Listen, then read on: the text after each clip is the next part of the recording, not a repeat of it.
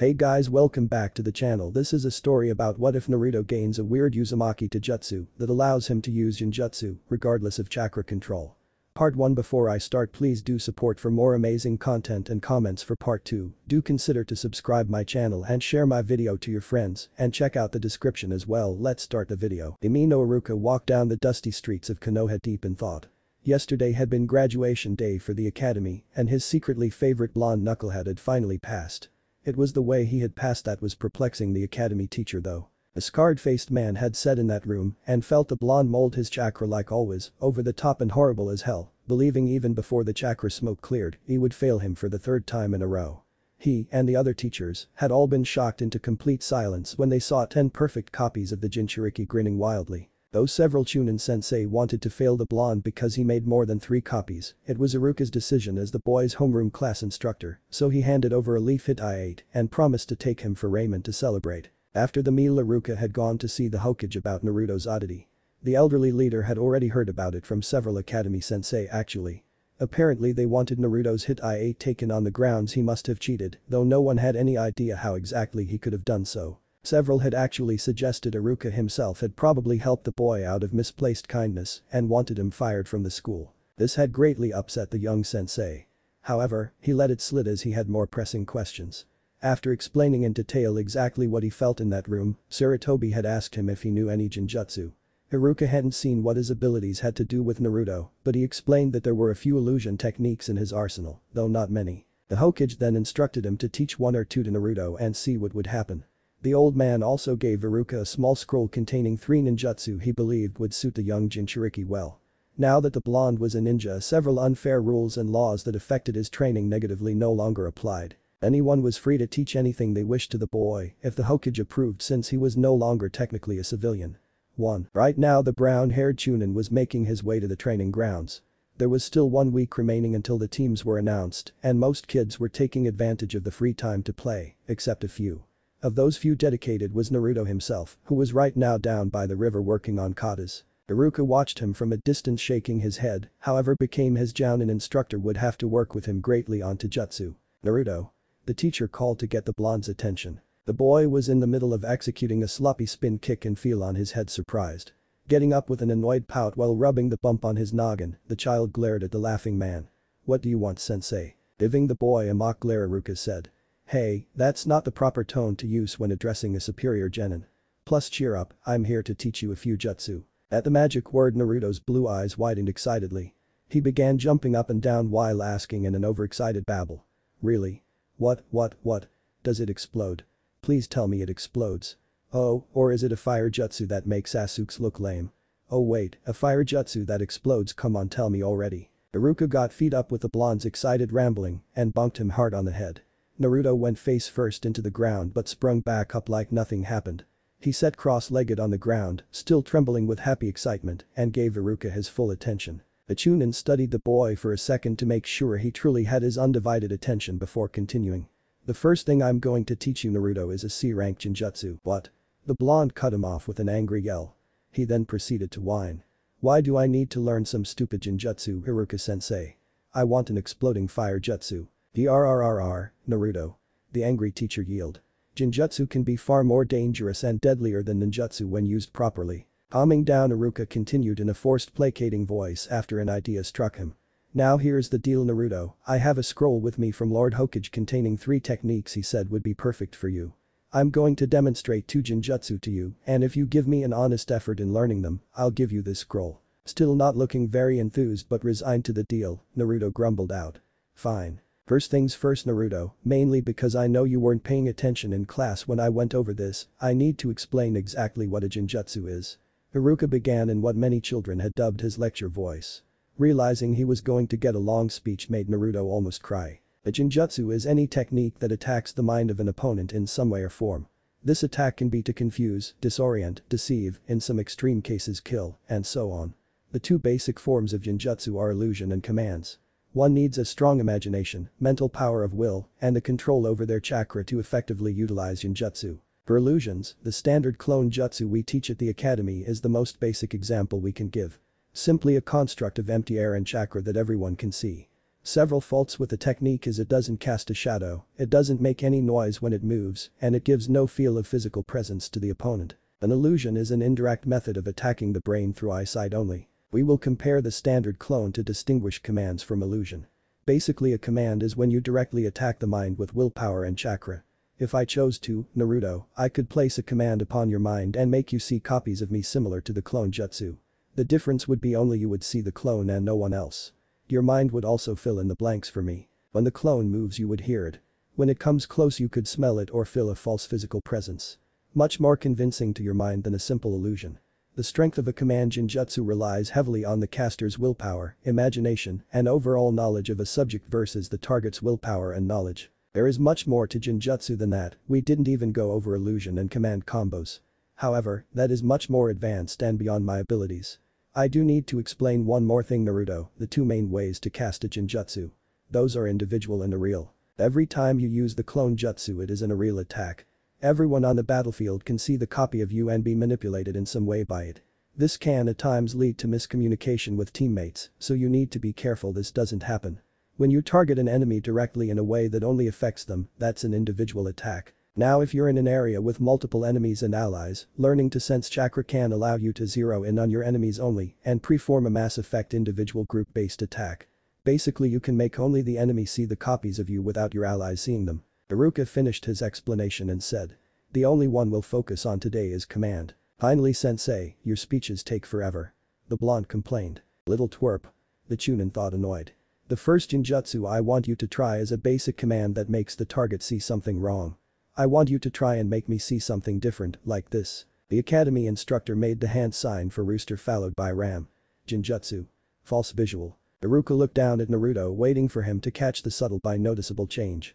The blonde looked on curiously before finally spotting it. Your scar's gone sensei. Chuckling, the Chunin allowed his technique to fade as he said. Good Naruto, very observant. Okay you try, just remember to focus on me when you cast the jutsu, visualize exactly what you want me to see, and try and use as little chakra as possible.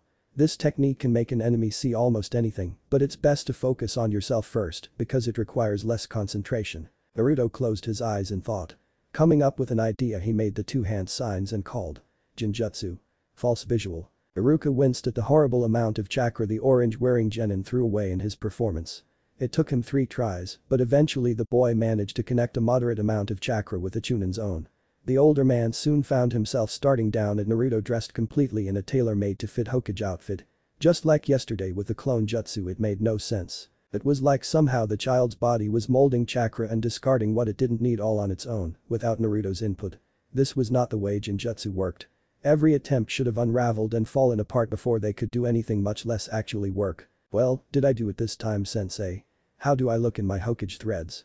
Naruto asked smiling hopefully. He should have felt his chakra connect to mine. Maybe that huge amount he expelled caused him to miss it. This ability, whatever it is, still requires some level of chakra control to be effective.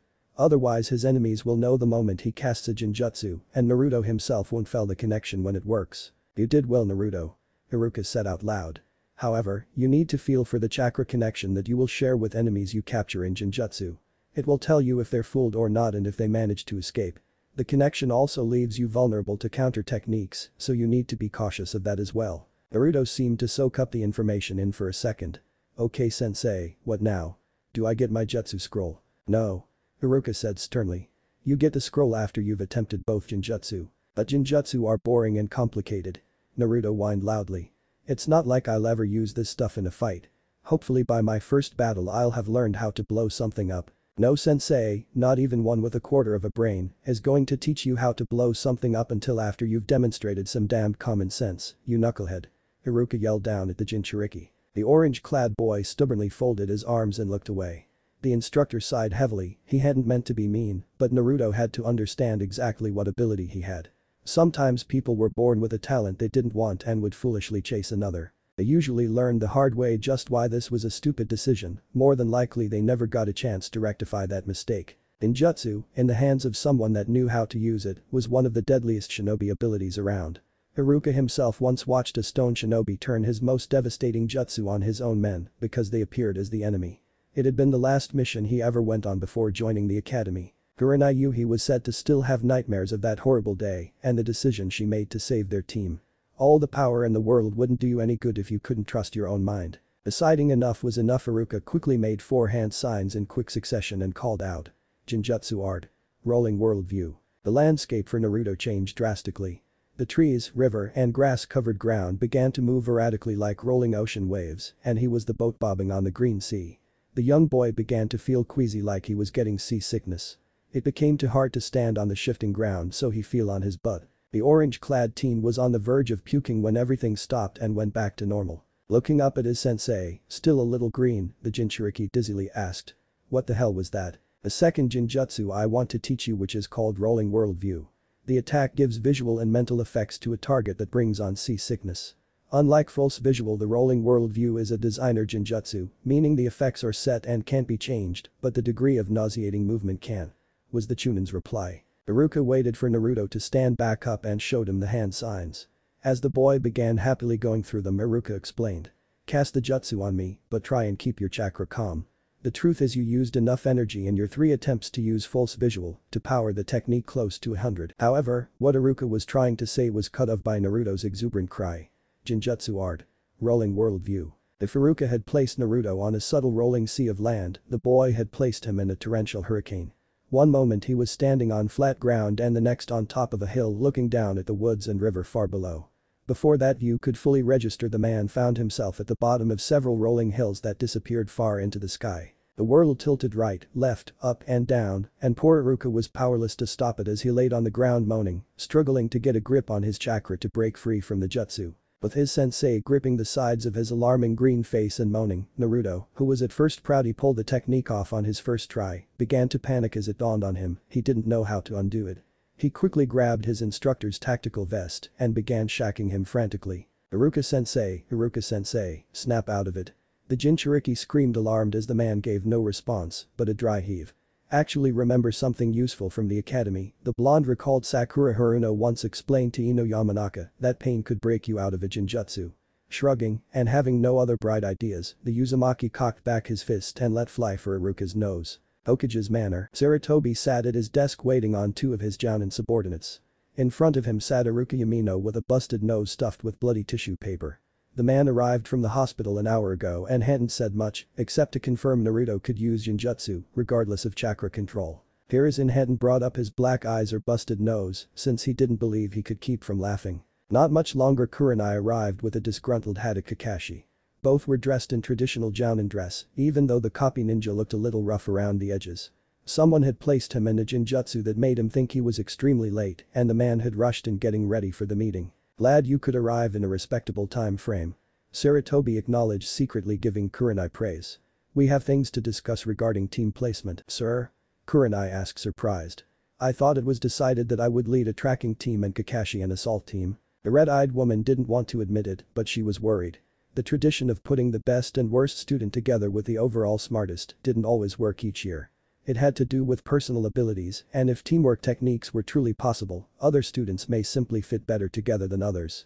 This had caused a small debate because of Sakura Haruno and Hinata Hyuga. Sakura was noted to be a natural chakra controller by the academy. Truly her small reserves did help in that matter, but it was also natural-born instinct and ability. It was recommended by several the girl be trained in Genjutsu, as it was believed her superior intelligence and dominate will would allow the Pinkat to go far in the field of illusion. This meant Kurenai would be the best sensei to pair with. The problem was Naruto Uzumaki and Sasuke Uchiha were the 2 most likely students to pair the young Kunoichi with because of tradition. Both boys under Kurenai would not learn nearly as much as they would from someone like Kakashi, so some people had suggested switching teams for Hinata and Sakura. There were a couple of issues with that as well. Kurenai was to lead a tracking unit and Kakashi a heavy combat unit. Sakura had no real ability for tracking judging by her academy performance. Hinata, however, would work well with either unit because of her Byakugan. Ultimately it was decided to keep tradition because there appeared no possible solution, and Kakashi could technically help Sakura with Genjutsu as well, just maybe not as well as Konoha's Genjutsu mistress. Kurenai herself had been relieved to hear this news. Not that she had anything against Sakura, but she had history with Hinata. With Lady Hitomi gone from this world and the young Hyuga Kunoichi entering the academy, the Hyuga clan had paid the village for a long-term mentor mission. Kurenai had served as the girl's confidant for the last 2 years when not on other missions and had hoped to be her sensei. Lord Hokage studied the jounin Kunoichi for a second then explained. There was an oddity regarding Uzumaki Naruto's passing the academy. Several instructors came to me determined that somehow he cheated since Naruto pulled of the clone jutsu with the same deplorable chakra control as always. At the old man's signal Iruka picked up the explanations. What the instructors explained was in fact the case. I came to Lord Hokage to discuss this last night and he instructed me to attempt to teach Naruto Genjutsu this morning. I decided to teach him the false visual and rolling worldview techniques as they are the Genjutsu I'm most familiar with. Was he able to use them? Kakashi asked surprises. Extremely well. Iruka said sarcastically. It took him 3 attempts to us the false visual, but he got rolling worldview on the first try. Somehow his body only uses the chakra it needs for the techniques and discards the rest. That shouldn't be possible. Kurenai said surprised. Could this be something regarding the Kyuubi? Sarutobi lit his pipe and took a long pull. This is due to Naruto's Uzumaki heritage, not the 9 tails. I'm sure everyone here knows that the Uzumaki clan was known for fuinjutsu and longevity more than anything else. What most people fail to remember is that sometimes they also possessed immensely powerful natural-born abilities. Sometimes they were apparent at birth and other times only after puberty. Naruto is the later. Every special ability of the Uzumaki clan relies on their unique chakra. Uzumaki Kushina herself possessed adamantine chains which were indestructible metal links forged directly from her own chakra. However, some of the Uzumaki clan had to have a physical anomaly to work a special ability. Last night I had one of my Hyuga Anbu go check on our little blonde menace to confirm my suspicions. What Naruto possesses is known as the Yumigan, or the Dreamweaver's third eye. Literally a third eye is embedded in the frontal lobe of his brain. However, unlike the Uchiha Sharingan or the Hyuga's Byakugan, this Doujutsu can only be used by Uzumaki chakra. It has lain dormant for most of the boy's life and has finally begun to awaken. For now, all it can do is regulate chakra when molding Genjutsu to help Naruto cast them. What are its other abilities? Kakashi inquired curiously. I'm not sure exactly what they will be, however, both the Uchiha and Hyuga have written testimony from ancestors that speak of the Doujutsu's strength regarding Genjutsu. It is possible that Naruto may unlock Sharingan-level techniques in the future. I know from Uzumaki clan records that the eye will begin to make its way to the surface of Naruto's forehead since it has begun the awakening process. When the eye finally appears there's no telling what abilities it will grant Naruto. So, I take it you want me to take over Naruto's training, sir? Kurenai asked. How exactly will we restructure the teams? To my knowledge Naruto is no better at tracking than Sakura Haruno. Actually, he may begin developing chakra sensory capabilities soon. Sarutobi explained. However, this opportunity presents us with a unique situation that we rarely see coming out of an academy class. We can form a solid espionage unit with Uzumaki Naruto, Haruno Sakura, and Hyuga Hinata. All were silent until Kakashi asked surprised. You want me to lead Uchiha Sasuke, Inyazuka Kiba and Aburame Shino in a tracking and tactical assault unit while Kurenai takes over the other 3 in an espionage unit? That was my thinking, yes. Sarutobi answered.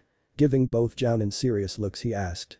Do either of you have a problem with that idea? Kakashi thought it over somewhat annoyed. He had nothing against the 3 boys personally, but teaching his late sensei's son had always been a given. With his knowledge of jutsu and Sharingan abilities, there wasn't many that could teach the Jinchuriki and control him, should the worst happen. There were certain steps that could be taken to ensure the safety of another sensei sure, but the Sharingan had just seemed like the safer bet. However, he was too much of a professional to let a personal issue get in the way of logical thinking, so said nothing. Kurenai did have a concern. Naruto won't like this Lord Hokage. The clear sign of a good spy is to never be placed in a bingo book. If the enemy knows you're there then you've already failed your mission. Ninja that specialize in espionage rarely fight on the front lines or gain recognition. They sneak in, get the information, and sneak out. If you have to throw a punch the sneaking and spying are over. 2. Hiruzen couldn't help but agree with the statement. Naruto was someone that thrived on attention and being forced to work constantly in secret would never appeal to him. Still it was the best possession for him to fill with his abilities. Regardless of that Kurenai, do you have a problem with teaching any student I named? No sir, I will teach anyone that wants to learn. She said seriously. The Jounin then looked at Iruka and asked curiously. Exactly how keen was Naruto on learning Genjutsu? The Chunin chuckled and explained. I had to bribe him with learning ninjutsu to get him to cooperate. Though placing him under the Rolling Worlds technique also worked too, but for the love of Kami, teach him to control the damn thing. He placed me under to practice and I thought I would die from how nauseating it was. I couldn't get free and Naruto didn't know the release, so he broke my nose. All 4 grown-ups talked things over for a while, then left to accomplish other tasks.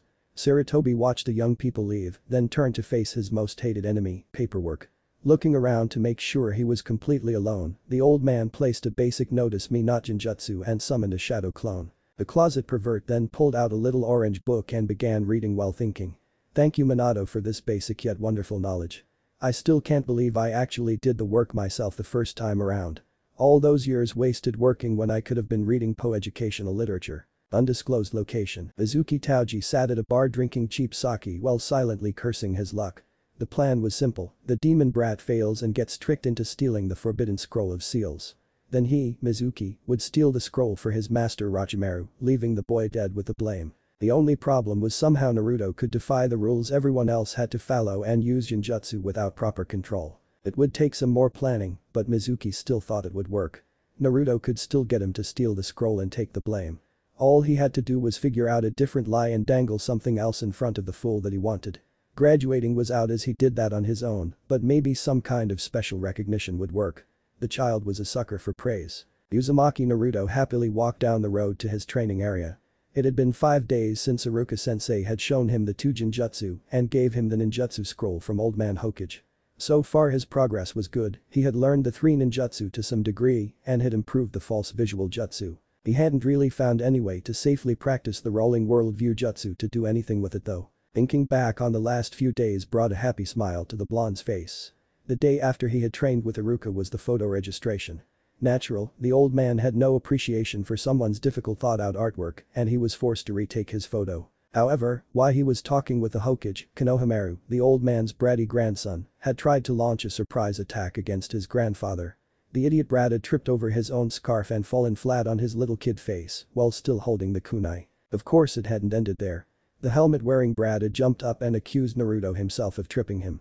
Not one to take false accusations lightly, the blonde genin had grabbed the little punk by the front of his shirt, getting in his face. Konohamaru's asshole of a sensei, Ibisu, who had come in right after the failed assassination attempt, demanded Naruto turn loose of the child at once on the grounds that the third Hokage was his grandfather. As Naruto himself was curiously looking for the family resemblance between the two, Helmet Head Brat had the stupid idea to ask if he, Uzumaki Naruto of all people, was afraid to hit him because his grandfather was the village leader. The orange-clad genin had proceeded to clobber the fool to the floor while saying, "I don't care if he's your grandmother, believe it." What had proceeded from there was actually a fun day for Naruto, as he was able to teach Konohamaru his specialty sexy jutsu. The little boy had tried to follow him around the village, tried being the key word. His sneaking ability was horrible, and his disguises would make most academy student laugh. Honestly, how did you get the fence's wooden planks horizontal? After a small argument where Konohamaru called Naruto boss to butter him up, the blonde agreed to tech himself sexy jutsu so he could defeat his grandpa. The two then proceeded to uncover the secrets of female beauty by sneaking into adult stores and the girls' locker room at the local bathhouse. It had been a day of painful whacks for the Jinchuriki, no one wanted to hit the honorable grandson, but everything paid off in the end. The whole thing had almost been ruined by Ibisu. The pompous sunglass-wearing jerk had found both boys while they were taking a break. He grew somewhat angry at seeing Naruto hanging out with Konohamaru. When he demanded the small child abandon the blonde and return to him for training, the Hokage's grandson demonstrated his new jutsu, turning into a perfect busty brunette. Ibisu hadn't been impressed by what he called a scandalous technique and claimed it just proved Naruto was a bad influence. He grabbed the small child by his scarf and attempted to drag him off. Getting fed up with a grown man's bad-mouthing and attitude, the angry blonde silently cast a false visual jutsu. Ibisu was so distracted trying wrangle his young student he didn't feel the Genjutsu take hold of him, but he did feel the large wave of chakra Naruto had released. He glared in the Jinchuriki's direction wondering what he was up to. When the man turned back to Konohamaru, the Jounin found he was no longer holding a scarf but a slender feminine arm. Nervously following the appendage upwards, the man was met by the image of a young neck blonde woman with whisker marks on her cheeks, all the right curves, and gorgeous blue eyes. He turned a startling red as blood rushed to his face. "Oh, Ibi-kun," the beautiful goddess said holding her right hand up to her mouth and giggling. It was too much for the closet pervert, blood squirted violently from his nose as he flew backwards unconscious. At first, Konohamaru had been confused by what happened until Naruto explained he used his Genjutsu combined with sexy jutsu to defeat the big jerk. This had started a begging session in which Naruto got a taste of just how annoying he could be when the little boy began winning and demanding his boss teach him the technique. As it was getting late, the newly minted genin told the annoying kid to meet him at the river the following morning. This turned out to be a good decision on Naruto's part. The following day Konohamaru showed up with his two best friends, Yuden and Mogi. All three little kids had been wearing goggles on their heads mimicking their new hero, in their words the super powerful genin that defeated the annoying Abisu. After talking it over for a few minutes the blonde Jinchuriki agreed to show them the false visual if they helped him to perfect it, but not rolling worldview because he didn't want a repeat of the Iruka incident. With help from the kids Naruto was able to get better at detecting an individual's chakra. He was also able to learn how to target one person in a group of people. The genin also practiced placing his technique without direct line of sight by having the kids hide in the woods and sensing out their presence, but so far that wasn't working out too well. The children benefited also of course. They learned the false visual, even though Mogi was the only one to get it to work kind of, and they learned to recognize when something they were seeing was fake. Naruto would place them in the technique and have them walk through the woods and point out the false animals they saw. So far they were surprisingly good at this, but they still missed a few every now and then. It was also fun to make them see him using things like dancing flowers and singing squirrels. The blood-soaked man-eating tree was probably a little over the top, which was why the good-natured blonde genin only did it once. Fun as it was to practice and play with Konohamaru and his friends, Naruto hadn't really gotten a chance to work on the ninjutsu the Hokage gave him. He managed to get each one to work, but that's about it. The genin was wondering about strategy and if his Genjutsu could somehow be used with his current ninjutsu. Closing his eyes to sense for chakra when he made it to the river, the orange-wearing ninja didn't feel anyone. A shinobi had to keep their secrets after all. Unbeknownst to the Jinchuriki there were in fact two people watching him that he failed to detect. One with malice and one with curiosity. The one who was curious was a young girl named Hyuga Hinata. The young Kunoichi had a big crush on the blonde for several years but was too shy to approach him. The day in the village she had seen him leaving the local raiment stand and activated her Byakugan to have a better look. While using her X-ray vision the blue-haired girl had seen something alarming. It was a glowing spot in Naruto's frontal lobe. Worried that it could possibly be a tumor the girl had followed to examine it further. However, as she studied the anomaly Hinata noticed that the growth was more like an eyeball. Curious about this strange development she had continued to tail her crush. The second person watching Naruto was Mizuki. He had finally thought of a convincing lie to sell the boy to convince him to steal the scroll. At the moment he was seething with jealous anger as the genin casually displayed the multi-shadow shuriken jutsu. Where the hell did he learn that? Possibly from the same damn demon lover that taught him a way around the clone jutsu. Down in the clearing the young boy was grinning in pride at a torn-up training post he just massacred. All over the 10-foot planted log was around 50 shuriken. Each one disappeared in a puff of smoke, leaving the damage they did behind. This was one of the 3 techniques the Hokage had given him. It required the person making the replications to have at least one real shuriken on their body somewhere. Though when you got good enough with the jutsu you no longer had to have a real one with you. It could also work with any weapon available. The second jutsu was like the first because it also worked by cloning a weapon on your body, only it made a perfectly scaled larger model. It was known as the giant shadow shuriken jutsu and it was giving Naruto some trouble. It wasn't the ability to create the giant weapon that was the problem, but the ability to weld them. Luckily the old man had given him a way around this with the third technique. The final technique in the scroll was a strength enhancement ability called the Divine Embodiment Jutsu. It worked by molding chakra directly to your muscles and increasing their density. Naruto had tried to use the technique along with the giant shadow shuriken, but it was hard to properly balance and throw accurately. However, if there was one thing Uzumaki Naruto was stubborn and today he was determined to get some level of proficiency. Doing as the scroll instructed the orange-clad boy centered his chakra to prepare the divine embodiment, only to be interrupted by someone calling him. "Hey Naruto." Looking around startled the boy saw one of his academy instructors approaching. It took him a moment to place the chunin with long white hair, but the name came to him soon enough. "What's up Mizuki-sensei?" The older man had a disarming smile on his face as he said. "I was hoping to talk to you about your performance in the graduation exam." Naruto wasn't trying to be rude, but he really wanted to work on his jutsu in peace. So, he tried to make the guy leave. "If you have a question I'm sure Iruka-sensei can answer it." "Oh, no, that's not it at all," Mizuki said doing his best to keep his patience. "I was thinking about you becoming a genin. With your performance during the exam and with what I witnessed just now, I believe you should be a chunin like me."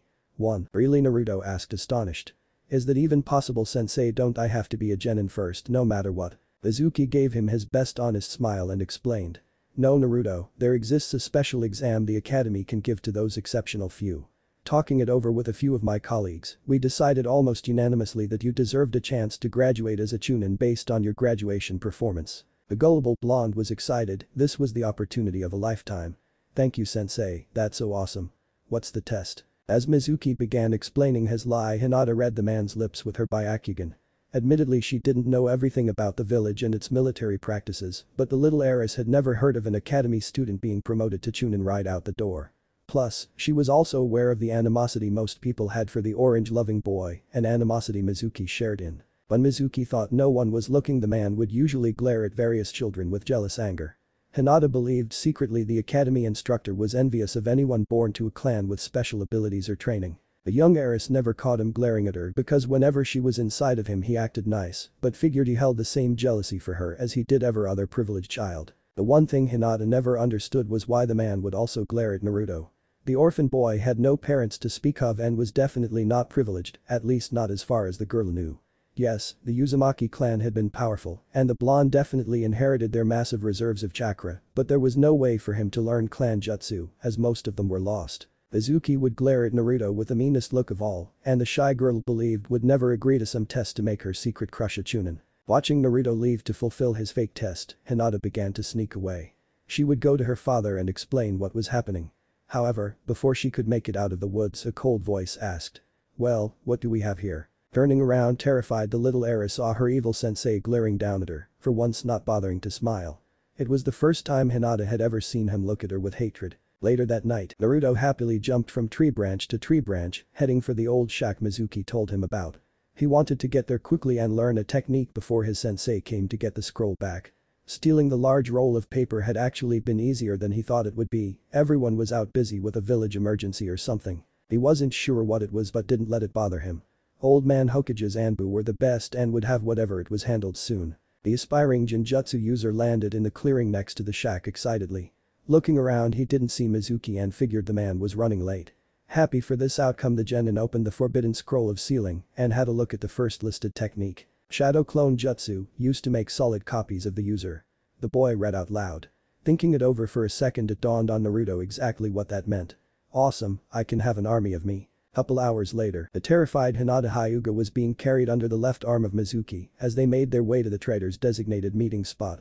After the man caught her spying, he had tied and gagged the young Kunoichi to keep her quiet. The chunin had been furious with her and ranted about how she disrupted his carefully made plan. Naruto was supposed to steal the forbidden scroll of sealing and give it to him, then he, Mizuki, would sneak away unseen while everyone else continued to look for the dead and disposed of Genin's body. Now the village would be on high alert thanks to the missing Hyuga heiress. The cruel man hadn't ended his rant there though. Mizuki dug the metaphoric kunai even deeper into Hinata's heart by saying he knew exactly what the blonde meant to her and that he would love to grant the girl one more time to see her secret crush before taking the heiress far away forever. Hinata would be able to watch Naruto die. The indigo-haired girl's terror was not for herself but Naruto. Realistically, the search teams Mizuki had been forced to evade all day would begin looking further away from the village when they failed to find Hinata close by. The trader would have to sneak past teams that were actively looking for the little Hyuga Kunoichi. That meant the girl herself had a good chance of being rescued, but no one was going to be there to save the orange-loving genin. "Watch closely, Lady Hinata, I'd hate for you to miss it," Mizuki said coldly. "Thanks to you I don't even have time to taunt or goad the fool, just slit his throat, grab the scroll, and hightail it out of here." Activating her Byakugan, the girl saw Naruto casually leaning against an old shack with a large scroll next to him. The boy was blissfully unaware of the danger that was fast approaching. Tears fell from Hinata's eyes as Mizuki quickly rushed in and cut her secret crush's throat with a kunai. However, both herself and Mizuki were shocked when the Naruto in front of them vanished in a puff of smoke. "What?" was all the shocked Mizuki could say. The large scroll puffed away in a cloud of smoke to reveal a second shocked Naruto. The boy explained in a confused way. "Ah, surprise sensei. I managed to learn Shadow. Why are you carrying Hinata? Why is she all tied up?" The heiress could see the alarm bells ringing in the blonde's eyes, but his confused face remained. Hinata tried to give out a muffled warning as Mizuki quickly grabbed the boy by his shirt. Giving one of the meanest looks, the man said with a snarl. "I don't have time for your games, brat. Give me the scroll of sealing now or Hinata dies." To emphasize just how serious he was, Mizuki hammered the boy hard into the side of the shack. However, this Naruto also vanished in a puff of smoke. Hinata quickly extended her sight to see that the whole clearing was surrounded by dozens of Naruto clones. Each one as solid as an actual body, not the illusion they were taught in the academy. For the first time since Mizuki snatched her, the girl began to have hope. The heiress also noticed each copy had that weird third eye and it appeared to be activating. The girl recalled lessons from instructors that explained Samkeke Genkai had a reflex activation to intense situations. Taking a close look at the nearest Naruto's third eye, she saw its full appearance. The iris looked like it was filled with a slow-burning gold and orange flame, the colors reminded Hinata of sunset. There was also no pupil, just 4 tomo going around the edge, similar to pictures she had seen of the Uchiha Sharingan. Mizuki's anger was growing. "Come out now you damn demon or I'll kill the stupid girl, I swear.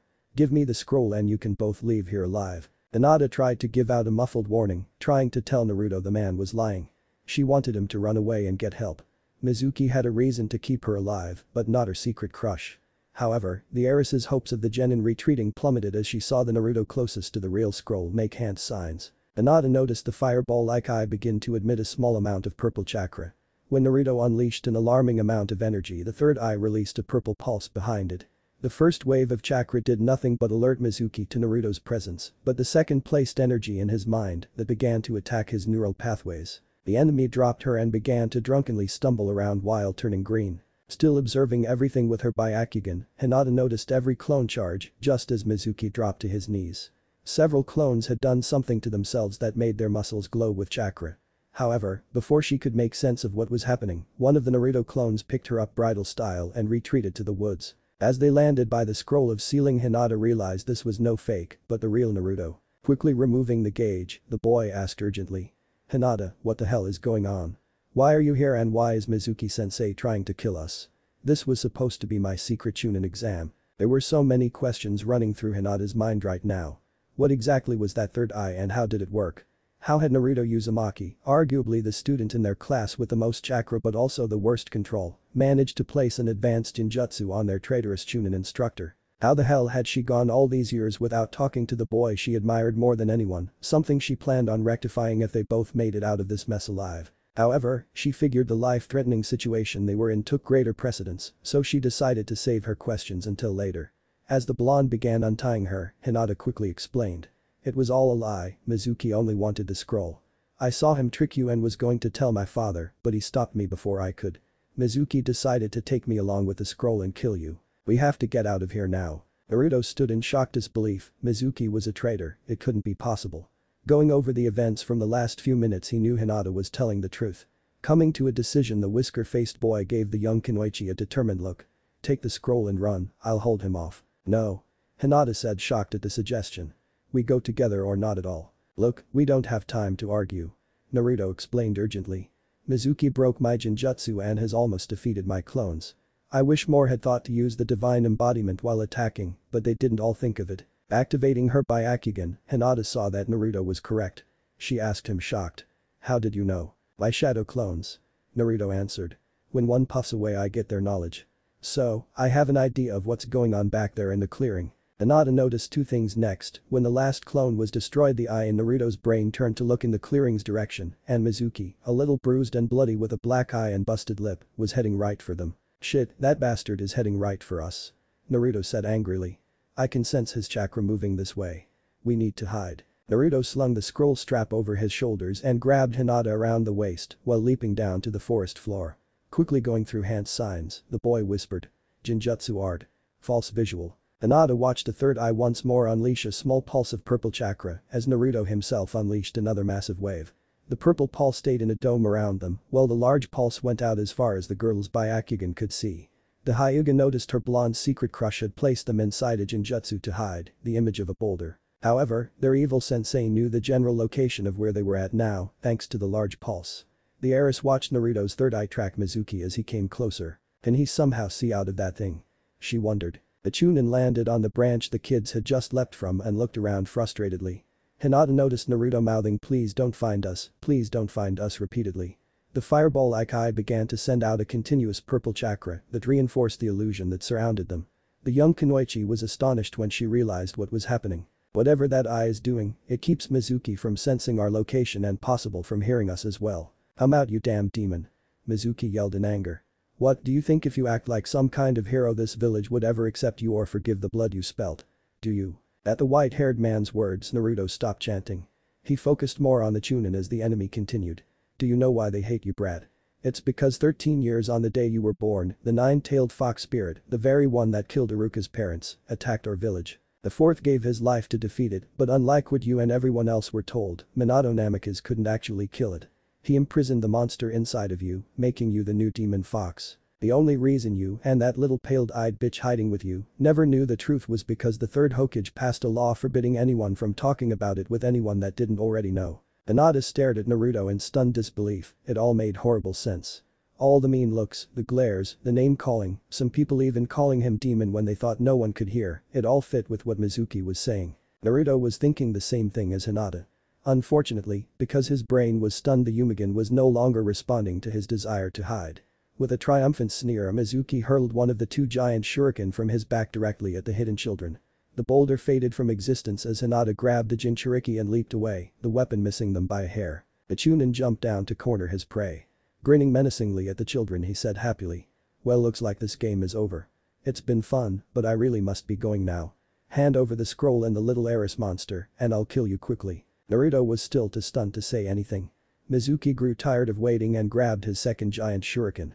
Using his chakra to give it a violent spine, he threw it as hard as possible for the boy's neck. Die, demon. Hinata saw the danger her beloved friend was in.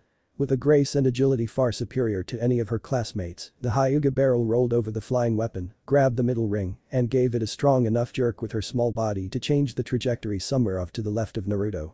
She then landed gracefully in a Juken stance and gave Mizuki a hard glare of her own. You're wrong, sensei, you are the demon, not Naruto. She said to the traitor angrily. Uzumaki Naruto is a good, sweet and kind person that tries his hardest at everything he does. You are a monster that lies to children to trick them into doing your bidding. You would gladly sell out your home village for money and power, while Naruto would gladly lay his life down to protect it if need be. So, you tell me who is the demon here, sensei. Naruto was once again shocked, only not because of a horrible revelation, but because he had never seen Hinata in such a way as this. No one had ever stood up for him really, sure when old man Hokage or Iruka were around people acted nicer, but no one had ever called villagers out on their behavior towards him like Hinata was doing right now. It filled him with an emotion he had never felt before and renewed his resolve to kick Mizuki's ass. The Chunin was also staring at the little heiress in disbelief. How could anyone respect or adore this monster sprat when they fully understood exactly what he was? Yet here this pale-eyed Kunoichi was trying to defend a demon and possibly still fantasizing about having his spawn one day. Pulling a kunai from his weapons pouch, the man said with contempt. I've changed my mind, you can die with the monster you love, you little bitch. Mizuki charged with his kunai in hand straight for the girl. However, before he could reach her, his view of the world began to move like the ocean again. Aggravatingly breaking the Genjutsu, the traitor was met with a lethal-powered Juken strike to the chest. Quickly shifting his body, the grown man changed the fatal strike into a painful blow that he would easily survive. Backpedaling from the strike, the Chunin saw the clearing fill with smoke. When it cleared, he was met by an annoying sight. Naruto had filled the entire area with shadow clones. This means nothing, you little brat. He yelled angrily. 1000 times 0 is still 0. You're barely genin taking on a Chunin. How do you honestly think this fight ends? The experienced shinobi quickly centered himself as the throng of orange-loving fools closed in. Using kunai and shuriken, the man managed to destroy a large amount before they could get to him. When they did finally close in, Mizuki began to display his superior jutsu, often using the small smokescreen of disappearing clones to disorient other clones for easier kills. Hinata tried to attack with Juken on several times, using the clones as cover, and managed to disable the man's left leg once. However, seeing the girl try for his right leg proved her downfall, as the man ruthlessly broke the outstretched arm by stomping it with his foot. Screaming in pain, Hinata quickly retreated as Mizuki finished off the last few clones. The moment the last clone faded, Mizuki felt an attack coming from Naruto's direction. He quickly jumped as a hail of close to 100 shadow shuriken swarmed the area he had been standing. Looking down from the tree branch he was glued underneath, the Chunin gave his enemy a cocky grin. Tenacious little bastard, aren't you? The evil man dropped down gracefully to stand before the two genin. Naruto was standing protectively in front of Hinata, who held the prized village scroll. The young girl was on the verge of passing out from the pain she was in, and the boy looked exhausted himself. He had never used this much chakra in one go before and was throwing away far more power than he utilized in his attacks. Scoffing, Mizuki asked. You can't possibly think you can still win, fool. You and that brat behind you are going to die tonight, it's inevitable. Naruto, not really knowing anything to say, just began gathering his chakra. With a war cry, the boy's chakra flooded his body once again. Quickly making hand signs, the kid cried. Ninja art. Divine embodiment jutsu. Fuck. Mizuki thought as he began dodging wild punches and kicks that had enough force to knock over trees. The genin was putting everything he had into one final gamble to save himself and his friend, but it wasn't enough. While at the moment being superior to the Chunin physically, the boy couldn't overcome the white-haired man's combat experience and speed. The former academy instructor turned killing blows into glancing hits while simply waiting out the jutsu's clock. Finally, Mizuki sensed the jutsu end as Naruto tried to connect an off-balanced right-hand haymaker. The traitor grabbed the boy's outstretched forearm and broke it with a sharp chakra-enhanced squeeze. He twisted the whole arm clockwise, breaking the elbow, and then for good measure, drove his own reinforced elbow into the would-be hero's right side collarbone, shattering it to pieces. The Chunin then dropped to a knee and forced the boy to mimic him. At the moment the Chunin could have easily killed both genin and flee with the forbidden scroll of sealing, but the cruel man wanted both children to suffer for the trouble they put him through. The black eye and busted lip Naruto gave him when he used rolling worldview with shadow clones to rescue Hinata during the start of the fight, and the juken blows the girl landed that still hurt like hell. Giving the trembling heiress a cold look, he said in a menacing growl. "Bring me the scroll or watch him die slowly." Hinata activated her Byakugan, desperately hoping to find something that could save her and the boy she loved. However, as she peered around, her heart fell when she realized they were completely alone and without options. Naruto seemed to come to the same conclusion as the girl. "Hinata," he weakly called. The fire, which represented his third eye's awakened power, was flickering like a dying candle in the Byakugan's sight. "Hinata, leave the scroll and run. Save yourself, please." The poor girl's heart skipped a beat with fear when it dawned on her just what the blonde was asking. "I will not leave you here to die, Naruto. I love you, I've loved you for years. There must be a way to win. There just has to be. Don't make me abandon you, please." Mizuki began to laugh while Naruto's anger grew. No one had ever said such words to him before, and the bastard Chunin had the gall to mock the girl. His resolve to win returned as a suicidal plan formed. "I have a few paper bombs in my leg holster. If I can reach them with my left hand, I can take this asshole with me." Even as the thought crossed his mind, Naruto knew it couldn't work. He had worn out his muscles when he used that overpowered divine embodiment and couldn't move. There had been a warning, the Hokage written in the scroll Iruka gave him. His holster was on his right leg and there was no hope of reaching it with his left hand. As the hopelessness of the situation grew, so did the Jinchuriki's desire to kill the enemy. There has to be a way to take this bastard out. Hinata watched through her Byakugan as a new development occurred. The third eye's gentle flame, which had been flickering as Naruto struggled to remain conscious, had begun to rage like a bonfire. Watching closely, the girl noticed a small but dense amount of purple chakra leave the eye and travel through the Uzumaki's chakra network. It entered Mizuki's body at the points where they touched and quickly traveled to his brain. Once more the purple energy laid siege to the man's neural pathways, just like before when Naruto rescued her in the shack clearing, only much more intense and violent. Mizuki went from glaring at Hyuga Hinata while holding Uzumaki Naruto down to floating in a vast empty void of darkness. He couldn't tell what was up and what was down. It was the most unnerving experiences of the Chunin's life. "Hello," he called, terrified. Realizing this had to be a Genjutsu, the man tried to call up his chakra to break it, only he couldn't feel his chakra at all. It was like he had no chakra network to speak of. Getting scared even more but trying not to show it, Mizuki angrily shouted out. "Show yourself, brat. I know this is you, Naruto. Somehow, someway, I know this is you." In the distance a small light suddenly appeared. The Chunin looked towards it, hoping to find some way out of this illusion. His hope turned to terror as the light became more defined. It was a giant angry eye made of fire with 4 tomos spiraling around the edges, and it was heading straight for him, growing even bigger as it approached. Soon it appeared larger than the whole Leaf Village. Unable to do anything else, the white-haired man screamed as the enraged eye finally engulfed him. Mizuki watched in horror and pain as his skin melted and cracked away, revealing a glowing white outline of himself underneath. The pain was like anything he had ever experienced or would ever again. Soon all his skin was gone, and the glowing white outline of the man melted into the Yumigin's angry flames. In the real world, Hinata watched as the man's mind shut down and died. She watched relieved and ashamed as the man fell over dead. Naruto had passed out before even knowing what he had done and fell face first into the forest loam. The young heiress used the last ounce of her strength to pull the scroll over to the blonde hero. Slowly she sat down next to him and laid her head upon his good shoulder, passing out herself with a smile on her lovely face. There they remained unmoving till the Anbu found them at sunrise. Eras and Saratobi stood in the Anbu examination room watching the autopsy of Chunin Mizuki Taoji finish up. Not a first was the fact said ninja had died in an attempt to betray the Hidden Leaf Village. However, one first, definitely not something the third could say after such a long life, was the fact 2 young and inexperienced genin apparently had been the ones to stop him. The major problem was the fact one of the genin's level of involvement with the traitor was being questioned. It was a true fact Naruto Uzumaki had stolen the forbidden scroll of sealing. This was apparent by the fact his chakra was detected as the catalyst for an Ariel-based false visual jutsu that made anyone who entered the scroll room see the sacred artifact still in its case. However, the way in which Mizuki was killed suggested that the Jinchuriki took him out as there weren't many people capable of killing with Genjutsu. These facts lead to two possible conclusions. Naruto and Mizuki worked together in stealing the scroll, but the boy had drawn the line at kidnapping Hinata, causing the two genin to team up to stop the Chunin, or the adult kidnap the girl, in order to force the Jinchuriki to get the scroll for him. Naruto could have gone along with the crime just to avoid the confrontation that could have gotten Hinata hurt, but Mizuki still tried to get rid of any witnesses, causing both kids to fight back and kill him.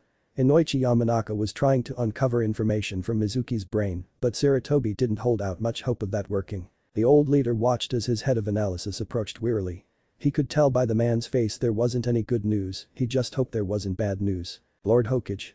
Inoichi began in an official-sounding way, the only son of Minato Namikaze meant a lot to everyone that knew the truth, and he was trying to be professional. Nothing to report, sir, the brain was completely wiped clean by whatever jutsu killed him. I've never seen anything like it, whatever consciousness that established Mizuki Tauji has been completely erased. I can't even find the basic mental commands we all have at birth. How the brain tells the heart to beat or lungs to function was erased along with everything else. Sighing Sarutobi and explained. I figured as much, Inoichi, but was hoping for answers to resolve this quickly. The longer the uncertainty of Naruto's loyalty lingers, the harder biased rumors will be to crush. The man was uncertain as he suggested. Reading Naruto's mind while he sleeps would be difficult. His subconscious, like everyone else's, would try and reject my intrusion. His status as a Jinchuriki is a caution, but I would be more concerned of the Yumigan attacking, especially with what it did to Mizuki. Reading Hinata Hyuga's mind would also present challenges. First, Hiashi Hyuga may give us permission, but he will still take offense. The fact I'm potentially discovering Hyuga clan secrets from his daughter would be an insult, no matter what reassurances I give. It ties back into the fact the Hyuga themselves live in an area where the Byakugan won't allow them to spy on other clans. The second problem will be the girl's Byakugan itself. It takes more than the Doujutsu to use the Hyuga's sight. You need a mind trained to receive a much higher level of visual input than most.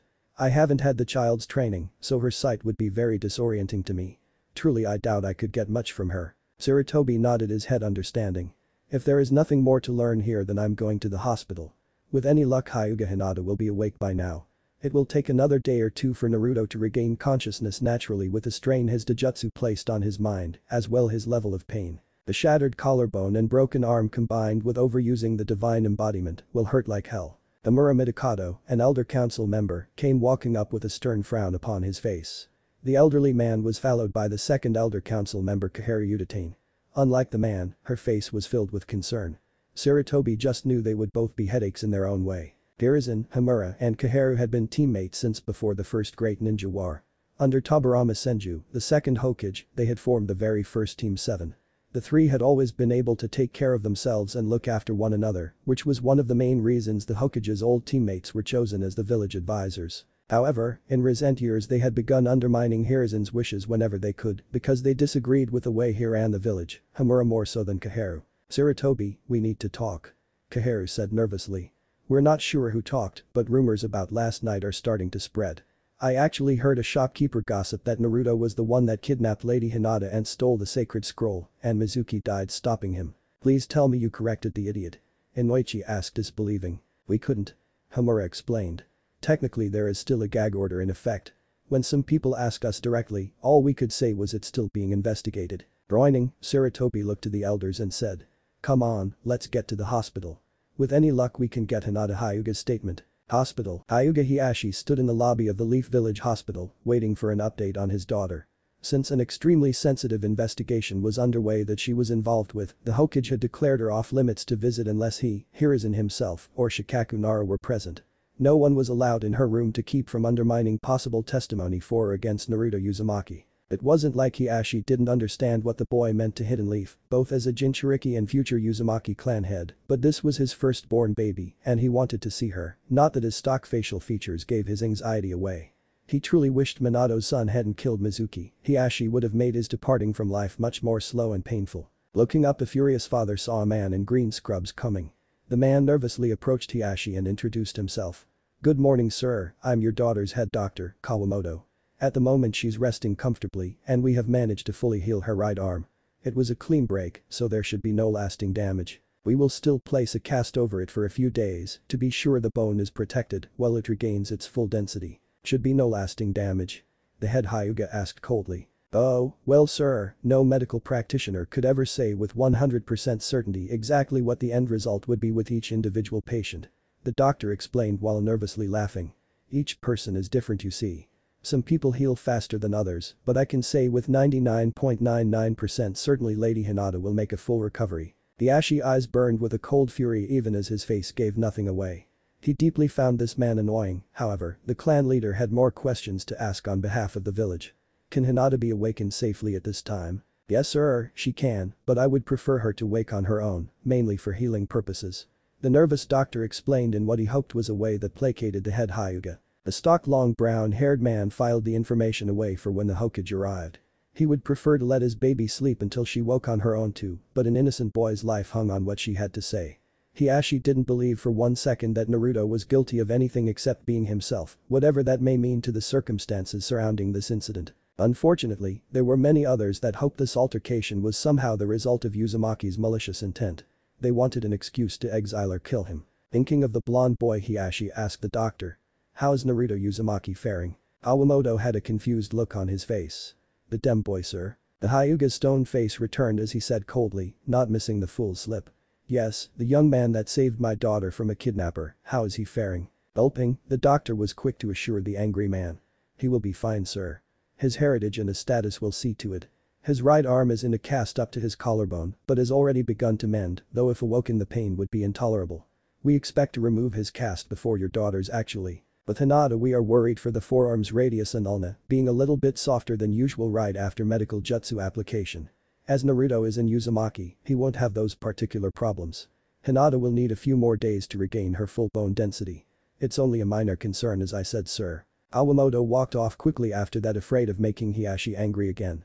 The Hyuga watched the doctor walk off, still thinking of strangling him.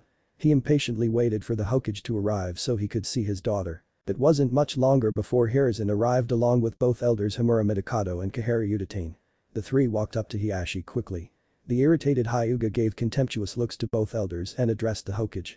Naruto Uzumaki and my daughter Hinata are both doing fine sir. Both have had their various broken bones set and are sleeping peacefully, however, if need be we can wake Hinata up now to question. It would be best to wake the girl and get this over with. Homura advised. Kaharu nodded her head in agreement, her tightly wound grey bun barely moving an inch. Hiruzen thought it over and said. I must agree with the elders. However, I just sent Anbu to retrieve Kurenai Yuhi and believe it best to wait for her. Lady Hinata will be more comfortable around Kurenai and easier to talk with. Unless you have objections Hiashi. No sir, I have no real concerns waking Hinata up but would like to wait on Jounin Yuhi. The clan leader stated formally. The four waited another half hour for the Jounin to show. When she did they could tell the lovely black-haired woman had recently showered as her hair was still a little damp and she was dressed in her distinguishable wrap-made outfit with a one red sleeve. Sorry it took me so long Lord Hokage, when I returned from searching for Hinata, I collapsed on my couch to sleep. I was just getting out of the shower when Anbu informed me to meet you here at the hospital. That's fine Kurenai. Sarutobi assured her. We have decided to wake Lady Hinata early. It's unfortunate but we need answers as soon as possible. The group of five walked down the hospital hallway to room 303. Across the walkway stood an Anbu guarding room 304, the place where Naruto slept. The group of five enter Hinata's room quietly. There they met an attending nurse sitting in the corner. The young woman stood up and smoothed back her short dirty blonde hair. Sir. She nervously said addressing the Hokage. I was told to stay here in case you needed to wake Lady Hinata. Will we be waking her up prematurely? Yes dear. Sarutobi answered with a kind smile in hopes of alleviating the nurse's anxiety. The woman walked up to Hinata's bedside and placed two green glowing fingers on the child's brow. The indigo-haired girl's face took on an expression of frustration as she slowly returned to conclusions. She blinked her eye quickly and looked around at the room's occupants, her gaze settling on Hiashi. The short-haired nurse cleared her throat to get the young girl's attention. Lady Hinata, I'm your attending nurse Hiromi. Are you in any pain or discomfort? Looking down at her arm Hinata answered. No ma'am, not really. My arm feels a little numb, but I can move the fingers. Smiling kindly the nurse explained. That's good dear, any change let me know immediately. Lord Hokage has questions for you regarding the incident that got you hurt. I'll be close by if you need anything checking on my other patient brought in with you, Naruto Uzumaki. At her crush's name, the heiress focused back on the woman and asked in a quite shy manner. Is Naruto-kun okay?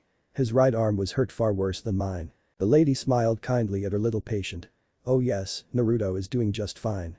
He's a tough little guy and will be back to his normal amusing antics in no time, I'm sure. Bowing politely to the room's occupants, the nurse left to attend the little hero.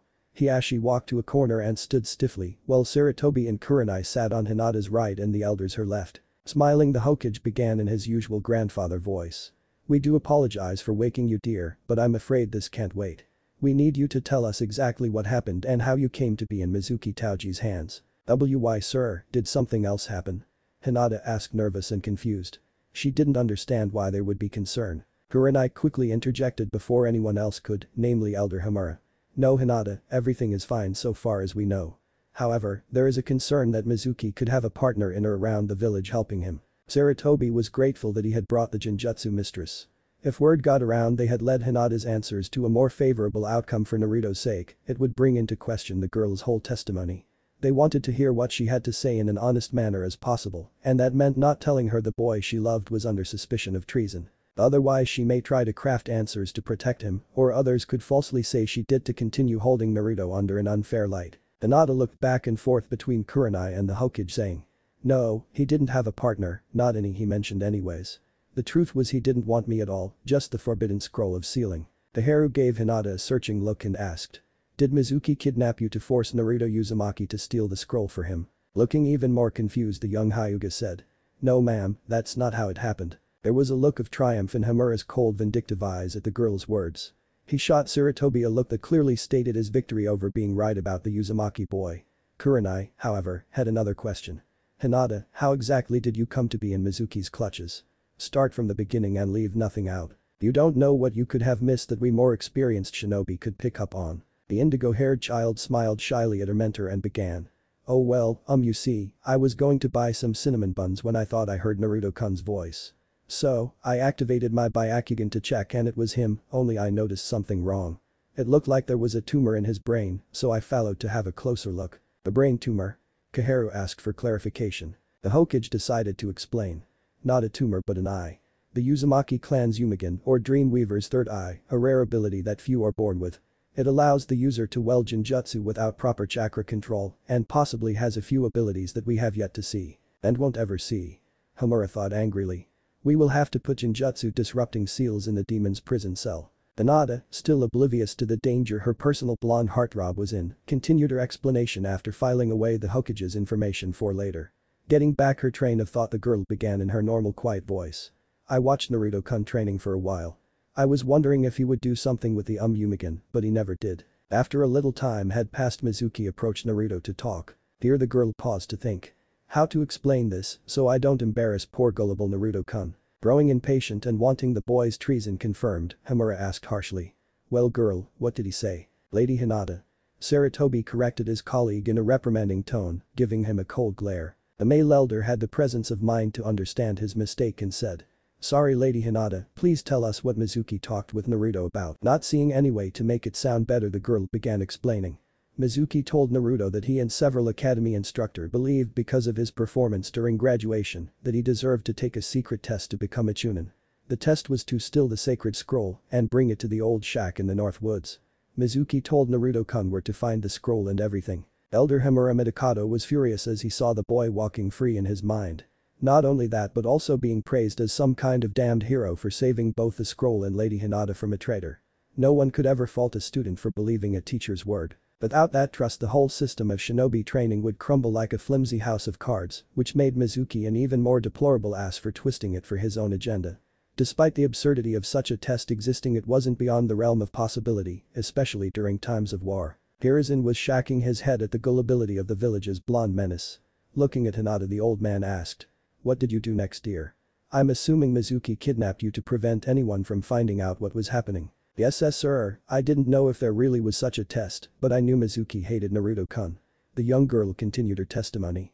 I had seen him glare at multiple children in the academy when he thought no one was looking, clan children mostly, but he glared the hardest at Naruto-kun. I knew if such a test existed, it wouldn't be Mizuki telling Naruto-kun about it. I was on my way to talk with my father when he grabbed me. From there Hinata explained how Mizuki spent the day carrying her around while avoiding search parties. Kurenai watched her facial expression close as the shy girl came to the actual fight. The worried Jounin was afraid of psychological problems resulting from the trauma that was endured. She was also keeping a close eye on Hiashi. Every time his daughter said Naruto-kun, his right hand twitched a fraction of an inch. Kurenai noticed the small child was coming up to a part of her story that held deep emotion. The power she described regarding Naruto's Yumigan was truly incredible, especially how it reacted to the boy's desire to hide from Mizuki and reinforced the bolder illusion they hid inside. However, this is where Hiashi's oldest began to tear up a little. Mizuki told us why the village hates Naruto-kun. The indigo-haired girl sobbed. He told us about the Kyuubi so Naruto would make a mistake. Hiruzen placed a comforting hand on Hinata's shoulder and said, "I'm glad you don't judge Naruto unfairly for his burden, dear, but please remember it is a village secret and you must not talk of it." "I know that, sir." Hinata sniffled. "I just don't understand how people can judge him for something he has no control over. I ask myself that every day, Lady Hinata." The Hokage said while shooting the man across from him an unreadable look. Hamura just gave him the same look back in defiance. Kaharu got fed up with both her old stupid teammates and asked a young Kunoichi to kindly continue her story. It took Hinata a moment to gather her thoughts, but eventually she described a harrowing battle between two genin and a traitor. The bastard Mizuki had been cruel in his tactical execution of combat skill and jutsu. Eventually the heiress came around to Naruto being pinned down by his broken arm while she herself was too badly injured to help. However, once more the girl paused her story to think. Kurenai tried to read the girl to determine what the problem was exactly. Did she not want to say it was Naruto that killed Mizuki, or was there something else going on? The Jounin decided the only way to get the truth was to ask. "Hinata, we all know that Naruto killed Mizuki using a Genjutsu. We don't know exactly what it was nor what triggered it. If you saw anything that could help, we need to know to better help Naruto master this power." He was beaten and broken, but something still gave him the mental fortitude and will to kill Mizuki with only a thought. What was it? The girl began to turn bright red as nervous sweat began to trickle down her face. Everyone watched as Hinata tried to open her mouth and talk, but only a squeak came out. It slowly began to dawn on Kurenai just what the girl said to Naruto to drive him forth to victory. Judging by the twitching fingers on Hiashi's right hand, he was getting it as well. Hell no. The Hyuga clan head thought angrily to himself. No way in hell did my daughter say what I think she said. She's much too young to be dating some blonde-haired blue-eyed boy with only one thought in his little brain. Amura, growing frustrated with the heiress, said forcefully. "Lady Hinata, please, we need to know." "Oh, you old fool, really?" Kaharu cut him off exasperatedly. "It's obvious what happened, you idiot." She gave Naruto a battlefield confession. Kurenai was trying really hard not to laugh as Hinata gave a sharp heap and ducked under the covers. Battlefield confessions were like a deathbed confession. The only real difference was you had a chance to survive the battle after confessing. Many young lovers had started out this way, and many popular love novels started with them as well, so they were a popular topic amongst both young and old Kunoichi. Thinking to herself, Kurenai began going down the list. Let's see, there's Lord Hokage and his wife Bawako. Hiashi and his wife Hitomi. If the story's true, they consummated their love in the medical tent that very night. Who else? Anko, really that was more of a in the heat of passion romance that fizzled out quickly. Oh yeah, who could forget Naruto's very own parents Minato and Kushina. Kakashi told me he possibly saw Naruto's very own conception when he came to training early once. The best animal to describe those two would have been rabbit. As that last thought crossed her mind, the Jounin's eyes quickly found Hiashi. The clan leader was standing forcibly rigged, right hand twitching as if gripping an imaginary kunai, and his right eye had developed a tic. It was apparent his mind had gone to the same place as Kurenai's. Sarutobi just chuckled at the whole thing. "We'll let you rest, dear. That's all we needed, I think. You and Naruto will both receive pay for a mid-level B-rank mission, and it will be added to your ninja files." But that everyone stood to leave. Hiashi moved forward and gave Hinata a small hug. In the hallway, Hamura stopped everyone just outside the door and said, "I believe we should wake Uzuamaki-san up now and ask him some questions." If nothing more than to confirm Lady Hinata's statement. "Are you calling my daughter a liar, Lord Elder?" Hiashi asked in a threatening tone. "No, Lord Hiashi, of course not. However, some might say she made the story up and then explained everything to Naruto before we talked with him," the man said placatingly. "To put rumors to bed before they can start, we need to act now." "That boy's arm is a wreck," Kaharu said, shocked by her colleague's suggestion. "The downside to being in Uzumaki is that pain pills have no real effect. If we wake him and he's in pain, there's nothing we can do but apply a continuous relief jutsu of some kind, and those don't work much regardless." Sarutobi thought it over and realized both his old teammates had good points. Even if Hamura was just holding out hope, Naruto would incriminate himself somehow. A little pain now to stop false accusations later seemed like the better suggestion though. Giving the gray-haired old Kunoichi an apologetic look he said. I must agree with Himura. Using Genjutsu to alleviate Naruto's pain would be ill-advised since we don't know how his Yumigan would react, but medical jutsu will work. We'll have Nurse Hiromi handle it. Walking up to the Anbu standing guard outside Naruto's room, the Hokage explained. You're relieved, I'm sure all we'll do in there is exonerated Naruto of any wrongdoing. The man left quickly by Shunshin. The 5 adults entered the room to see the short-haired nurse examining the young hero with a diagnostic jutsu. She looked up surprised at the visitors. Can I help you, Lord Hokage? Taking a moment to look over his surrogate grandson filled the old man with an immense fury. The blonde was shirtless, laid out on the bed with his right arm in a rigid sling, forced to rest straight out from his side. A cast from wrist to collar covered the entire appendage. Even as he slept his breathing was labored thanks to bruised ribs and strained muscles. Yes, nurse. The old man said with a forced smile. We believe it would be best to put this mater to bed now and would like you to wake Naruto. However, can you stay to help should there be any pain? Well, if you insist sir, but I think it's a bad idea. The woman said hesitantly. I will definitely stick around though. Making a hand sign the woman did for Naruto as she had done for Hinata, however, unlike the girl's face of reluctance to wake the boys was pale white and filled with pain. Grimacing, he came to consciousness with a shocked grasp. The nurse quickly began a jutsu on his arm that seemed to help a little. Naruto, it's me Lord Hokage. Do you remember what happened with Yunin Mizuki Taoji? We need to ask you some questions.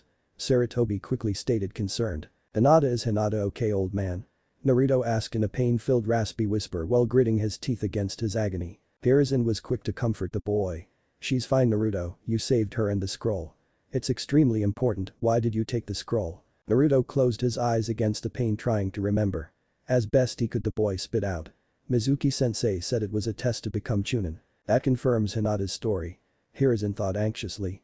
He was about to signal the nurse to place him back under when Himura stopped him. Angrily the Hokage and everyone else gave the man cold looks. Ignoring the glares, the elder pressed forward with questioning. Naruto Uzumaki, do you remember what happened to Mizuki? Do you remember how you killed him? I killed him? The boy questioned uncertain. I didn't mean to. He was a traitor Naruto. Sarutobi said to calm him while mouthing idiot fool at his colleague. Turning back to the Jinchuriki he said kindly. You did nothing wrong. You saved Hinata and the scroll. Lord Hokage is right Uzumaki-san. Hiashi said walking up behind the old man. You saved my daughter and should be proud of that, not ashamed for a traitor's death. Mizuki was dead the moment he betrayed his village. Sarutobi signaled the Hyuga clan head to back off. He appreciated his words of comfort but wanted to get this over with. He looked back to his surrogate grandson and asked. What do you remember of your fatal Genjutsu? Naruto rolled his head around on his pillow trying to find some comfort and think. My Genjutsu I don't know no. Pant, my arm hurt, my head hurt, everything hurt. Hinata said something can't remember so much pain still pain everything's fuzzy. Just wanted to stop Mizuki. Hearing enough Sarutobi signaled the nurse to put the young boy back under. She quickly complied and placed 2 glowing fingers on the boy's brow. Everyone watched relieved as sleep took him once again. The Hokage turned to Himura but spoke addressing the group. I hope Naruto's testimony satisfied everyone because it won't be given again until after he awakens naturally. No one made any comment regarding the man's statement. They thanked the nurse for her help and regrouped back in the hallway. Looking at his old teammates the Hokage inquired. Well, the only thing Naruto Uzumaki is guilty of is believing his sensei, correct? Yes, Sarutobi. Kaharu concurred. We can't fault him for trusting a man we ourselves trusted. Both looked to Himura asking silently for his input. Agreed, Uzumaki did nothing purposely criminal nor treasonous. Thinking it over the man continued cautiously, he knew Sarutobi well enough to know that the man's patience was growing thin. I admit this Doujutsu of his has me worried. If what the boy explained is completely true, as in can he fully remember what happened, then the fatal Genjutsu used against Mizuki was a reflex action. That's an extremely dangerous ability to not have full control over. Tahara nodded her head in agreement. Truly Himura, you are correct. Looking thoughtfully at the closed door of the boys' room, an idea struck the old woman like lightning. Perhaps there's information to be found in older families. I'm sure you, Sarutobi, have attempted to find facts regarding this ability with the shinobi clans and their records since the Uzumakis were lost, but did you check with the daimyo? His family records would possibly go back even further than many shinobi clans. You have a point. The Hokage said pondering the possibility. I'll write the man as soon as I get back to the office. The old woman smiled amused. It never changes, even after all these years. I'm still the only one that thinks on this team. Sarutobi chuckled amused as Himura rolled his eyes. The old woman looked to Hinata's room next and said whimsically. Poor little Hinata, she gives Naruto a battlefield confession and he doesn't remember it. Of course, after he gets better it might come back to him, who knows. Well, if there's nothing more I have a few older kunoichi to go gossip with. I think we're done here.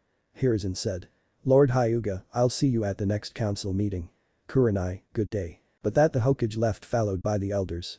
Hiashi and Kurenai remained in the hallway though, the Jounin trying to figure out what the clan head was thinking.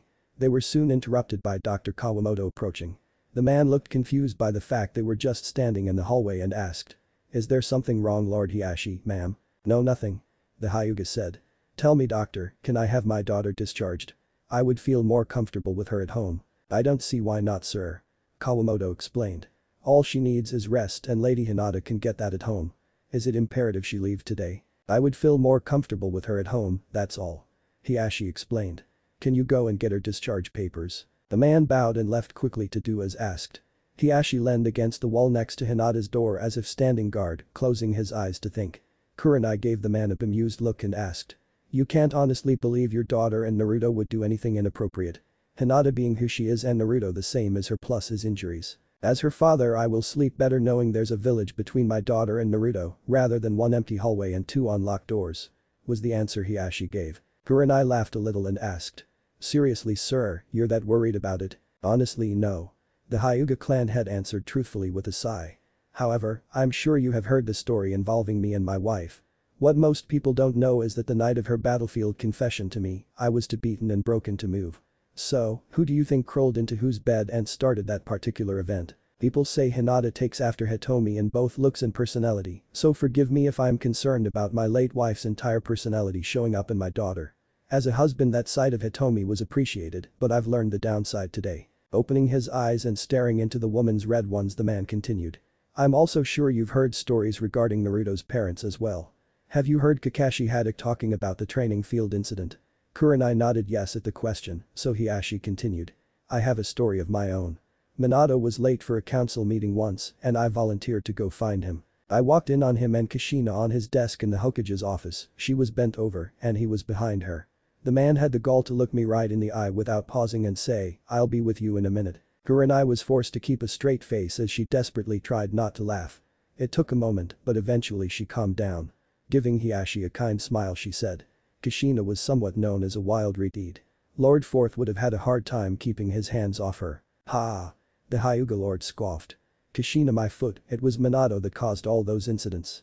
The man told me once that his darling wife had a weakness, her left earlobe. According to him if you nibbled on it the woman was putty in your hands. That day with Kakashi in the clearing, poor Kushina had just been bringing Minato his lunch that he conveniently forgot at home. Hell, the day I walked in on them in Minato's office all the windows were open and it was the middle of the afternoon. The fourth hid it quite well, but the truth of the matter was he and Lord Jiraiya could have competed for the title of biggest pervert and now his son just found out my Hinata has a thing for him. And don't say Naruto will probably not remember after he recovers, I'm not that lucky. Kurenai couldn't take it anymore and began giggling. She then gave Hiashi a cocky look and said smiling. Be that as it may sir, your daughter could have done far worse than Naruto Uzumaki to hang her heart on, or would you prefer Sasuke-cha? The cold look the man sent the Jounin was answer enough to what he thought of that scenario. He rolled his shoulders to get a little more comfortable on the wall and continued. I have nothing against Naruto, I never did. Despite Minato's proclivities, no one could ever doubt he loved Kushina with all his heart and his son shall be the same with whomever he loves as well. Any father would be luck if their little princess got with a man like him. However, if he and Hinata do become a couple, the day will come when you see me chasing a little half-necked blonde boy down the street with a large katana blade and Hinata chasing after begging me not to kill him. Both shinobi looked down the hall and saw the doctor approaching with the discharge papers in his hand. Hiashi sighed resigning himself to the fact his daughter was growing up. He gave Kurenai a small smile and said happily. It could be worse I suppose, I could be the Jounin sensei in charge of those two potentially hormonal-driven teenagers. This comment caused the smile on Kurenai's face to leave, she hadn't thought of that. Another troubling thought crossed her mind as well. Has anyone had the sex talk with Naruto yet? Thinking to herself the woman frantically concluded. Naruto doesn't have parents so maybe Iruka took the responsibility over, please let him have taken the responsibility over. Crap, he's a man. They never take responsibility unless a woman forces them to. Early morning Hokage's office. Sarutobi sat at his desk reading the final report pertaining to the sacred scroll theft incident. Officially all matters were settled and Naruto was fully exonerated, however, despite everything they put the boy through to determine the truth quickly, many stubborn people still believed he was working with Mizuki and that one idiot shop owner was still spewing the garbage that the Jinchuriki acted alone and the Chunin died trying to stop him. It was almost enough to sway Sarutobi to ram a kunai down the throat of the next person that accused Naruto of treason. The Hokage received word today that his surrogate grandson would finally be leaving the hospital. His arm had fully mended and everything was in working order. It had been 5 days since the incident occurred, which was longer than what had been predicted. Genin wouldn't be sorted into teams until this afternoon, so both Naruto and Hinata could attend. The young Hyuga heiress had her cast removed last night. Standing, Sarutobi lit his pipe and left to go visit his favorite little knucklehead. Chuckling, the old man remembered back on several complaints logged by Dr. Kawamoto that revolved around Naruto and Genjutsu. Apparently the blonde Genin had picked up on the doctor's dislike and had begun making him see things with a false visual. The images ranged from zombies and ghosts to neck nurses and patients.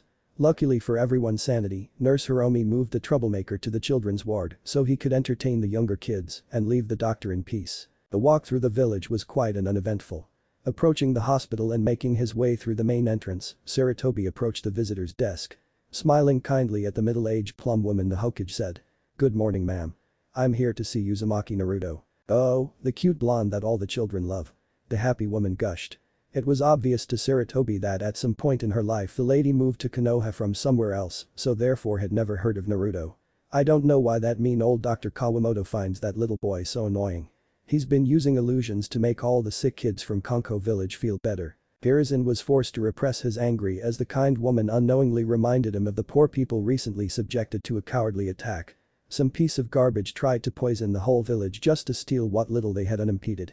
Luckily for the residents of Konko, a passing Leaf Chunin had noticed the signs of poisoning in the very young and elderly. Immediately notifying Leaf and requesting medical aid, the soon-to-be Jounin Kenwaichi tracked down the bandit, identified the poison with questionable interrogation techniques, managed to get an antidote the man carried in case he accidentally poisoned himself, and handed it over to the 1st Division Medical Unit the moment they arrived so as to begin duplication to treat the villagers. What little remained of the bastard bandit was entertaining Ibiki Marino at the moment, and it was doubtful he would ever again see the light of day. The younger children and elderly had been brought to Konoha for further treatment. They were no longer being poisoned but were still in danger of dying because of complications. Unfortunately, most of the elderly hadn't survived the trip and even more had passed away in the hospital. Thanking the kind nurse, the Hokage made his way to the children's ward.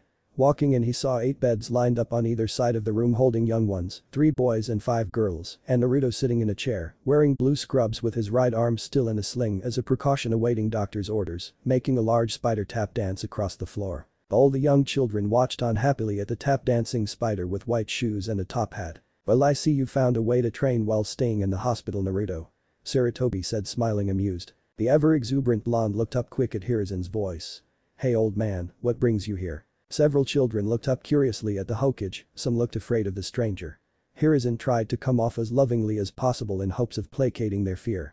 "I just came to inform you that as of today your arm is completely fine. It was actually healed several days ago, but the hospital kept you longer just to be sure." Nurse Hiromi was worried about repercussions on your chakra network because of how badly you overused the divine embodiment technique. "You can change back into your normal clothes and leave." "Yahoo!" the Jinchuriki exclaimed excitedly while jumping skyward.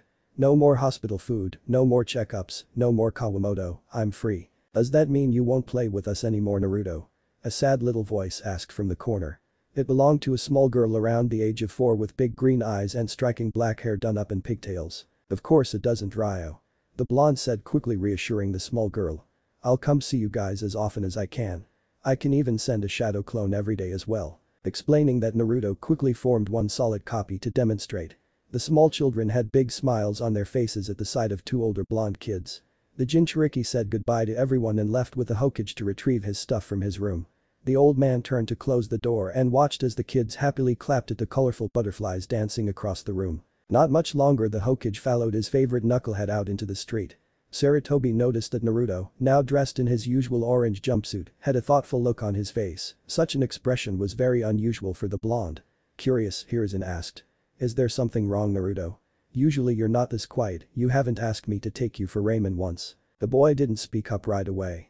He took his time working out the words in his head before trying to start. Jiji. Warning sirens began blaring in the 3rd Hokage's head. The fact his surrogate grandson was staring this conversation with Gigi and having a hard time finding the words just meant dangerously confusing and deep. He began looking for a way out quick. It wasn't that he didn't love the boy and want to help, Hiruzen just worked better as a sensei and teacher more so than a parent, just ask his own kids. The blonde seemed like he had his question right in his head. Gigi, what do you know about? Oh, Naruto, I'm sorry. Hiruzen quickly said laughing nervously. I just remembered some important paperwork back in the office that needs my immediate attention. Naruto sighed a little dejected but brightened up immediately.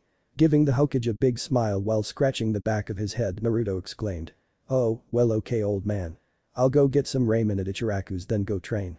There's still a jutsu I'm working on. Feeling a little bad about blowing Naruto off, Hiruzen said jovially. Tell you what Naruto, just have your meal placed on my tab. I don't mind. Really? The blonde said excitedly. Yeah, now I can eat all the bowls I want. I'm going to have miso, pork, chicken, maybe all three combined in one bowl, hell I might even try vegetable. On second thought who would want vegetable, yuck. Sarutobi watched Naruto walk off excitedly reciting all the ramen he planned to eat. The cage felt his money pouch lighten with each word the young boy spoke. Completely worth it. It would seem Hiashi's fears have come to pass, Naruto remembers Hinata's battlefield confession. He was probably going to ask awkward questions regarding girls and relationships. More than likely the dreaded sex talk was also approaching. Hopefully, he will feel comfortable talking things over with Ichiraku, but I better send for Iruka just in case. Riverbank. Iruka Yumino walked through the old wood path heading for Naruto's usual training area. The Hokage had sent word that the boy was working on a jutsu and would possibly need help. Never one to turn down a request from Sarutobi or a chance to help his little brother, the Chunin had hurried through the last of his paperwork finalizing teams and headed out to find the young Jinchuriki. Teams this year would be done differently. The new genin wouldn't arrive at the academy until this afternoon. They would be told their teams and immediately head out with their new jounin instructors. This was because of Naruto and Hinata mainly. They had been forced to postpone the team placement by several days so both kids could heal up and be present. If not then their classmates could have taken the true genin exam and tipped of one of teammate to what happened. This would seriously undermine Sakura, Hinata, and Naruto's test result. Was there actual true teamwork and unity or just clever kids passing? The fact such precautions were needed still filled the Chunin with anger towards Mizuki, though he hated himself most of all. No matter how many people told him it wasn't his fault, no matter how many people explained they worked with a white-haired bastard as well, no matter how many flat out said he fooled them just as much as Iruka himself, they couldn't deny the fact that traitor worked closer with a brown-haired Chunin than anyone. The scarred-faced man failed to see that bastard for who he truly was, and it almost got two of his students killed. Humming to the edge of the woods, Haruka saw Naruto reading something of a small piece of paper. Walking up, the eagle eyes of the man read a list of hand signs. Curious, he asked. What you got there, Naruto? Startled, the young boy turned quickly to see his favorite teacher walking up. You scared me, sensei. Haruka looked down at the boy expectantly with a kind smile. However, the expression left his face and was replaced by shock when Naruto folded the paper, placing it back in his pocket saying. It's not that important right now, sensei. Not important? Since when was a jutsu not important to Naruto? Was there actually something else on his mind more important than jutsu? A bewildered Haruka pondered. Sensei, what do you know about girls? The young boy asked awkwardly. Aim you hears in Sarutobi. The horrified Chunin thought in his head, now realizing just what the Hokage actually wanted. I was so close, damn it. He was getting a new sensei today, and now this conversation comes up. Out loud, the man calmly asked, uncertain. What do you want to know exactly, Naruto? Is this a physical question or personal? Blushing, the Jinchuriki admitted. I already had the birds and the bees talk, sensei. Old man Ichiraku gave me that when I first broke into the adult bookstore. Looking at the pictures were confusing, so I asked him to explain what I was seeing. It caused a commotion when a 7-year-old flashed that kind of magazine in a crowded restaurant. Thank you to Ichiraku, higher powers, and the porn industry. Haruka thought, relieved. Looking closer at Naruto, he took an educated guess. I'm figuring you remember more about the end of your battle with that traitor Mizuki, now that your arm's all better. The rumor mill has been churning all over the village, apparently Honorable Elder Kaharu told everyone after Hinata explained what happened to the Hokage. The blonde blushed even deeper while thinking. Battlefield confession, I never realized they could be so awkward.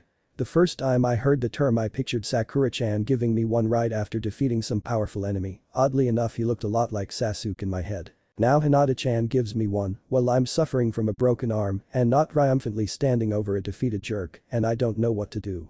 Out loud, the orange-clad boy asked. How do I know when I like a girl? I think I like Sakura, but Hinata said she loves me, so should I like Hinata instead? Also, when does like become love? Iruka was trying to break the boy's question down into actual coherent thought.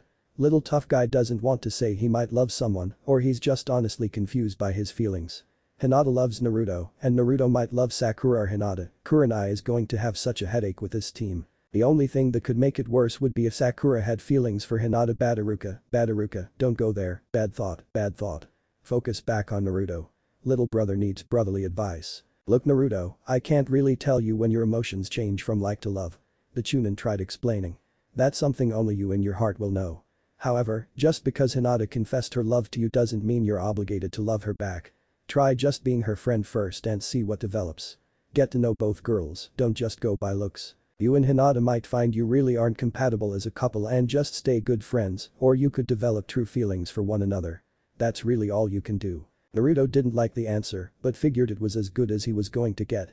Thanks sensei, I'll try getting to know Hinata better first and then decide. Iruka looked at the blonde apologetically, he truly wished he could tell him exactly what to do, but this was a situation Naruto had to figure out on his own. It was just one of many trials life gave you growing up. Trying to take the boy's mind off his troubles, the Chunin asked. So, what jutsu were you working on when I walked up? The orange-clad boy seemed to come out of his deep thoughts to speak. He answered in an offhanded manner. Oh, I learned it from the sacred scroll, exploding shadow clone jutsu. What? Iruka asked in a worried voice. Yeah, I memorized the hand signs and wrote them down the moment I was able. The boy explained, unaware of Iruka's growing fear. I didn't have a chance to learn it at the cabin while I was waiting for Mizuki, would have been nice to have for the fight. Looking up at his sensei happily, Naruto asked. Do you want to see me use it? I haven't tried to do it yet. Iruka was still petrified with fear so failed to stop the boy from making hand signs. The young genin happily called out. Exploding shadow clone jutsu. A perfect replica of the Jinchuriki appeared and happily ran about 50 yards away. It turned back to his creator and Iruka before smiling, waving goodbye, and detonating. The Chunin had begun hand signs the moment Naruto created the living bomb. Just as the clone exploded, the academy teacher erected a wall of rock with a cry. Earth release. Stone wall jutsu. The explosion and force were both immense. The ground shook as nearby trees were knocked over by the shockwave. Behind the wall of stone, Iruka hunkered down with his student as the danger passed. Finally, when the Chunin felt the last tremor stop, the wall crumbled and he and Naruto looked out at the destruction. The scarred-faced man looked out in shock at a 10-yard wide by 10-yard deep crater. The outer wall closest to the river gave way and water began filling up the new pond. That was awesome. Naruto exclaimed happily.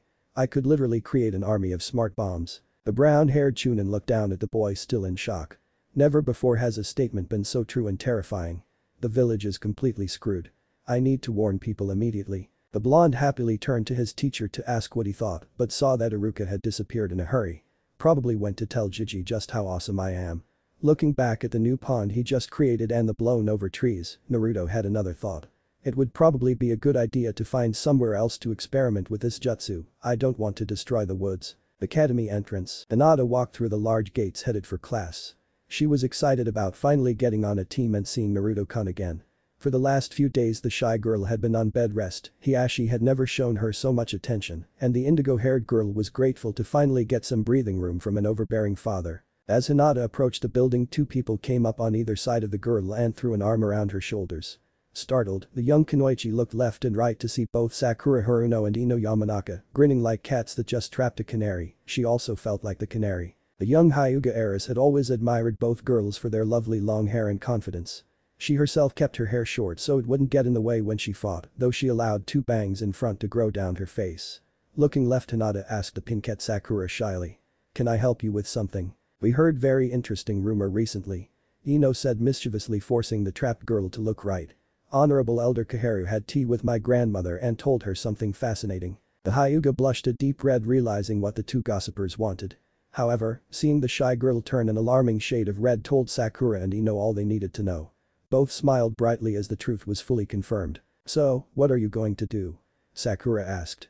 Apparently right after talking with you, the Hokage talked with Naruto to compare stories. According to Elder Hamura, the knucklehead doesn't remember much after Mizuki broke his arm. What? Hinata asked, startled. No one told me that. Yeah, we know it's a tragedy. Ino said sympathetically. You give the blonde dope a battlefield confession and he forgets, though that does sound like something Naruto would do. Hey though, you never know, now that Naruto's all healed up he just might remember, or someone could walk up to him and asks questions that jogs his memory. Walking into class, all three girls separated and took their seats, Hinata in the back while Sakura and Ino sat up front. The blonde and pinkette continued to talk about the possibly new young couple, while the indigo-haired girl fantasized about holding hands on long walks with her Naruto-kun. It wasn't much longer that other kids began to arrive. One was a little light brown-haired hateful boy in a gray sock cap that wore his headband around his neck named Hibachi. This rude little runt hated Naruto because his parents told him the blonde was a no-good troublemaker and demon. Angrily, the boy marched up to the Hyuga heiress and demanded with a shout, "Why did you lie to save that traitor?" A young Kunoichi came out of her daydream in confusion as the class got quiet. Looking at the angry boy, Hinata spoke nervously. "Traitor, do you mean Mizuki?" "I didn't lie about anything he did, Hibachi-san. You know damned well what I mean." The boy accused, outraged. "You lied about Mizuki-sensei being the traitor and Naruto being the hero. It was the other way around. Naruto kidnapped you and stole the scroll. Mizuki-sensei died stopping him." "What?" Hinata asked, shocked. She wasn't the only one either. The room wasn't even half full yet, but every child present was giving Hibachi looks of disbelief. Several looked like they were trying not to laugh at his stupidity. There came a sigh from the upper right corner, followed by a mumbled troublesome. The angry boy looked accusingly up at another young man that appeared to have been asleep in the right side corner, his light brown hair poking out the back of his gray sock cap, dancing through the wind from the speed of his head turn, and accusingly asked, "You got something to say, Shikamaru?" A genin, a boy with a wild ponytail of black hair that stood almost straight up resembling a pineapple, was Shikamaru Nara, easily one of the smartest kids of his generation, even if the grades didn't show it. He was the type that kept everyone's expectations of himself low, so he didn't have to try so hard. Even so, everyone in the academy knew of his formidable intelligence, as it was apparent when he actually participated in class, so his laziness greatly angered his mom and various sensei. Looking at Hibachi, the lazy genius asked, "Your dad's a chunin and owner of that corner store a few blocks from Memorial Park, right?" The angry brat glared up at Shikamaru and said, "Yeah, what of it?" Looking to the confused Hyuga heiress, Shikamaru explained. "The morning you, Naruto, and Mizuki were found along with the sacred scroll, several stories began circulating about what happened. Lord Hokage placed a gag order on the investigation, but someone talked anyway. The two big theories were Naruto himself was working with Mizuki to steal the scroll and turned on Sensei when he saw him kidnapping you as well, or Mizuki forced Naruto to get it for him by using you as a hostage. That was why the Hokage and village elders were so quick to question you and Naruto about what happened. After the two of you confirmed the same story, the matter of Naruto's guilt or innocences should have been put to rest, but some people won't let it go apparently." Hinata looked at Shikamaru like he had turned pink. How could anyone think Naruto was a traitor? Towards the front of the class, Sakura began laughing at the absurdity of both Hibachi's accusations and the indigo-haired girl's face. This action caused Hibachi to turn on her. "What do you find so funny, Sakura?" At the boy's mean tone, Sakura sobered up. Glaring at the fool, the pinkette said harshly, "I find it funny that someone as stupid as you would be given a headband. Do you honestly think Naruto Uzumaki, the most annoying person to ever attend the academy, the guy that does nothing else but go on and on about being Hokage, the guy that stuck it out trying to pass the final exam 3 times and finally succeed on his 3rd attempt, decided to turn traitor the day after becoming genin? It makes sense." Hibachi said, not wanting to concede the argument. His parents were hoping if enough people petitioned the Hokage about Naruto's guilty, the boy would at least be exiled. They had encouraged anyone that would listen to continue pressing the claim, and the foolish bully was determined to convince some of his fellow classmates. Think about it, Naruto probably thought when he became a genin people would treat him differently. However, nothing changed or got better, so he decided to steal the scroll and kidnap Lady Hinata. Ino, and everyone else, had looks of complete disbelief. The Yamanaka shook her head bewildered and said, "I'm really glad you're not blonde because we get a bad enough rep already. I wish I had a full-length mirror to hold up and show you just how stupid you look. Every brunette in this village should stone you into submission or until you grew something resembling a brain. Honestly, on behalf of me and my fellow blondes, Naruto included, thanks." Hibachi looked at Ino red-faced and furious. Calling him stupid was the same as calling his parents stupid. Opening his mouth to continue the argument, everyone heard another student interject coldly, "Shut up already." The foolish boy looked to his left and saw 2 boys sitting at another table. One wore sunglasses, a baggy beige coat with a high collar, and a bushy hairstyle of dark brown hair. The second boy wore a light gray coat with a dark gray furry collar, had 2 red markings like fangs on his cheeks, and a slightly lighter shade of wild brown hair than his friend. The small white puppy was sleeping on the desk in front of him. "What did you say to me, Kiba?" Hibachi yelled. "Just because you're from some big clan like the Inyazuka doesn't mean I'm afraid of you. You should be." The boy's companion spoke up as Kiba bared his dog-like teeth with a growl. You're speaking nonsense regarding someone that put his life on the line to protect our village and classmate. I, Shino Aburam, will gladly help Kiba in taking corrective action, not that he would need any help. The room became filled with tension as everyone wondered what would happen next. Either the idiot Hibachi would back down or Kiba was going to beat the hell out of him. Such a fight wouldn't even be called fair, not even if the dog-loving Inyazuka tied both hands behind his back. It was quite possible the loud-mouthed idiot wearing the stupid sock cap was going to the hospital in multiple broken pieces. However, before any blood could be drawn, the tension was broken by the very ramen-loving idiot the class had been discussing. Naruto came in whistling as he happily thought of a prank he could pull on Sasuke and the kunoichi of his class. His happy tune came to a stop when every head turned his way though. Even someone as oblivious as he could sense the dissipating tension. "Hi guys, what's up?" he asked with an uncertain smile. His eyes traveled the room before landing on Hinata. The moment his baby blues zeroed in on the pale-eyed heiress, the blonde blushed lightly while shuffling his feet. Every girl present in the room squealed in their minds. He remembers, yeah. Hinata's own face took on a scarlet color as she too realized what the other kunoichi were mentally cheering about. However, before the blonde-haired hero could make his way up to the young girl and fumble his way through a love story scene, the newly dubbed biggest fool in the academy Hibachi marched down to the former biggest fool in the academy Naruto and got in his whiskered face. "What are you doing here, traitor? How dare you show your face in this class?" "What?" a bewildered Naruto asked. Here he was still trying to wrap his mind around possible like feelings for both Sakura and Hinata, wondering which one he liked more, and Hibachi was talking nonsense. "You heard me, traitor," the rude fool screamed in his face. "How dare you show your face here in Mizuki-sensei's classroom after you murdered him?" Naruto just blinked rapidly, trying to catch his mind up with what he was hearing. "First of all, Hibachi-ass, this is Iruka-sensei's classroom and Mizuki was the assistant sensei, not a full sensei. Second, Mizuki was the traitor, not me. So, what are you talking about?" Hiba explained, still growling in anger. "This fool's father has been spreading a rumor that you were behind everything and Mizuki died stopping you. After which Lord Hokage and the village elders covered it up to protect you. Also, Hiashi Hyuga made Hinata lie to protect you or something like that. Honestly, he never got around to explaining why he thinks Hinata's lying. It's obvious." Hibachi said exasperatedly, as if everyone should already know.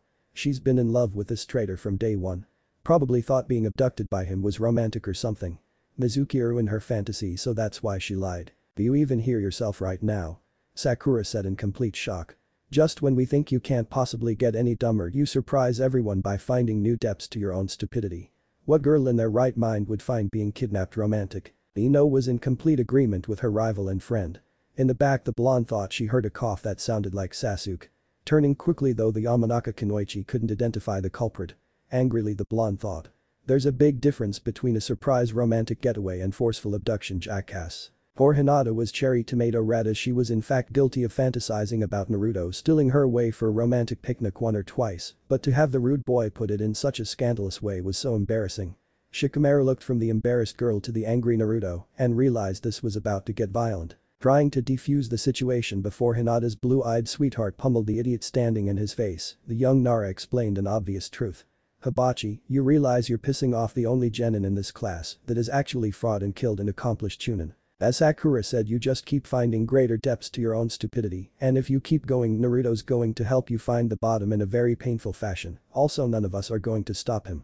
Unlike you, we aren't too keen on putting our lives on the line to discover Naruto's true ability." The idiot ignored Shikamaru and turned back to Naruto, only to be met with very cold blue eyes. It took all of Hibachi's self-control to not gulp. Trying to shake off his sudden fear, the boy rudely scoffed. "Hump, you're not worth the time and effort, traitor. I know the truth and that's all that matters." Naruto watched the idiot walk off without comment. Sadly, he was used to people hating him for no reason. Shrugging while rolling his eyes, the blonde made his way up to the indigo-haired girl.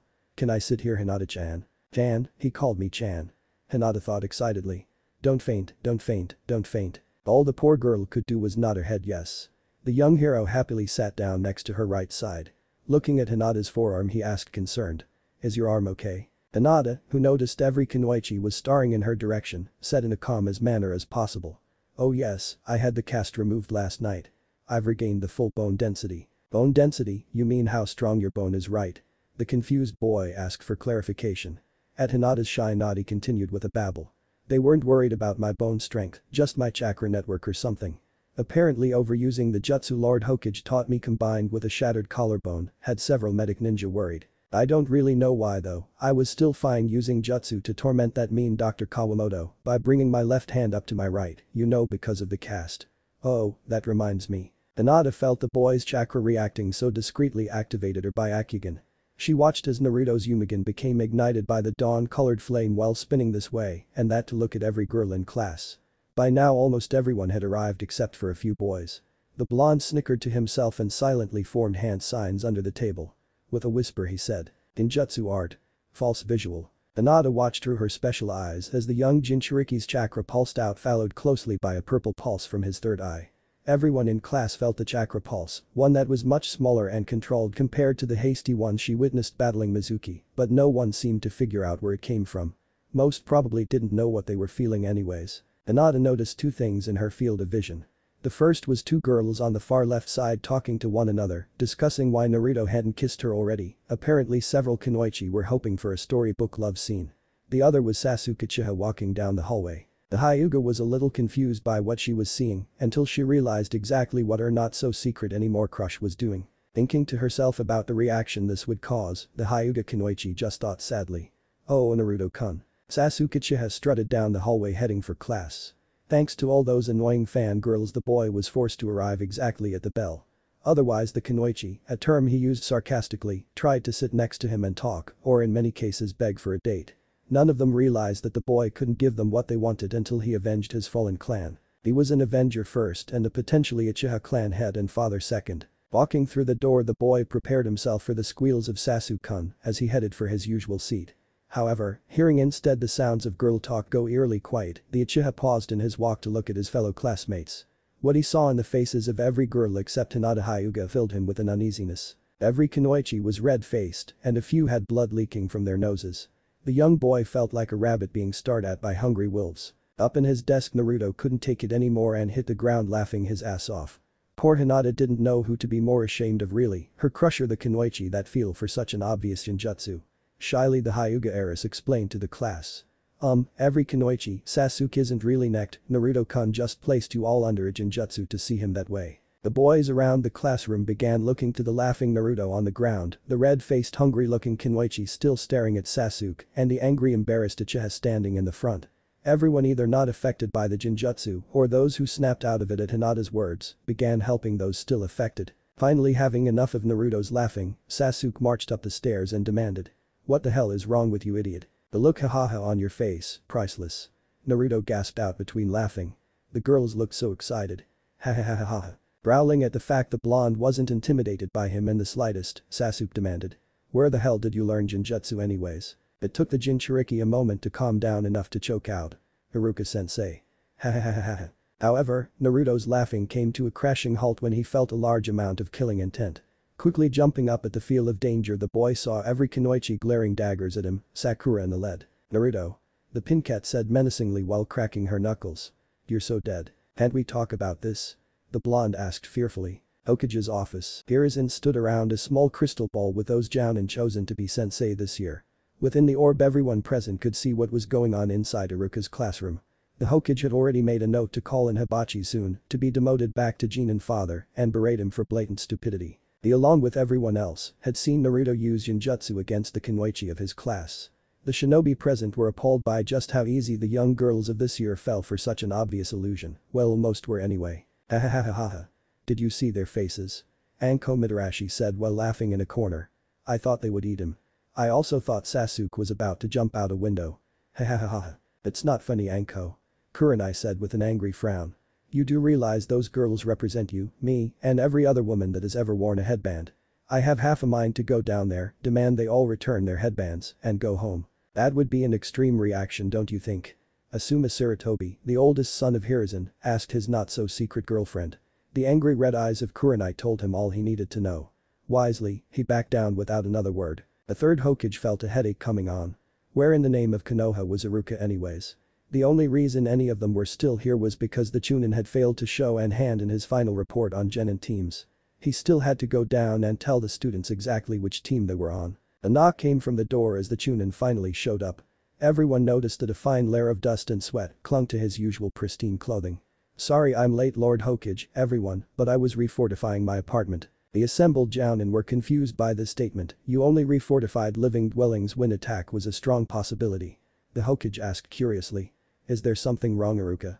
Last time I checked there wasn't an army heading for Hidden Leaf. Iruka gave a humorless laugh and said. War would be preferable to the horror I just witnessed. Turns out Naruto didn't just learn the Shadow Clone Jutsu from the Forbidden Scroll. Oh no, he happily told me about the second one, then demonstrated the exploding Shadow Clone Jutsu. There's a new pond where the training field by East River used to be. The Hokage, along with everyone else, stood in horrified shocked silence. Hiruzen was concerned about the paperwork this would possibly involve.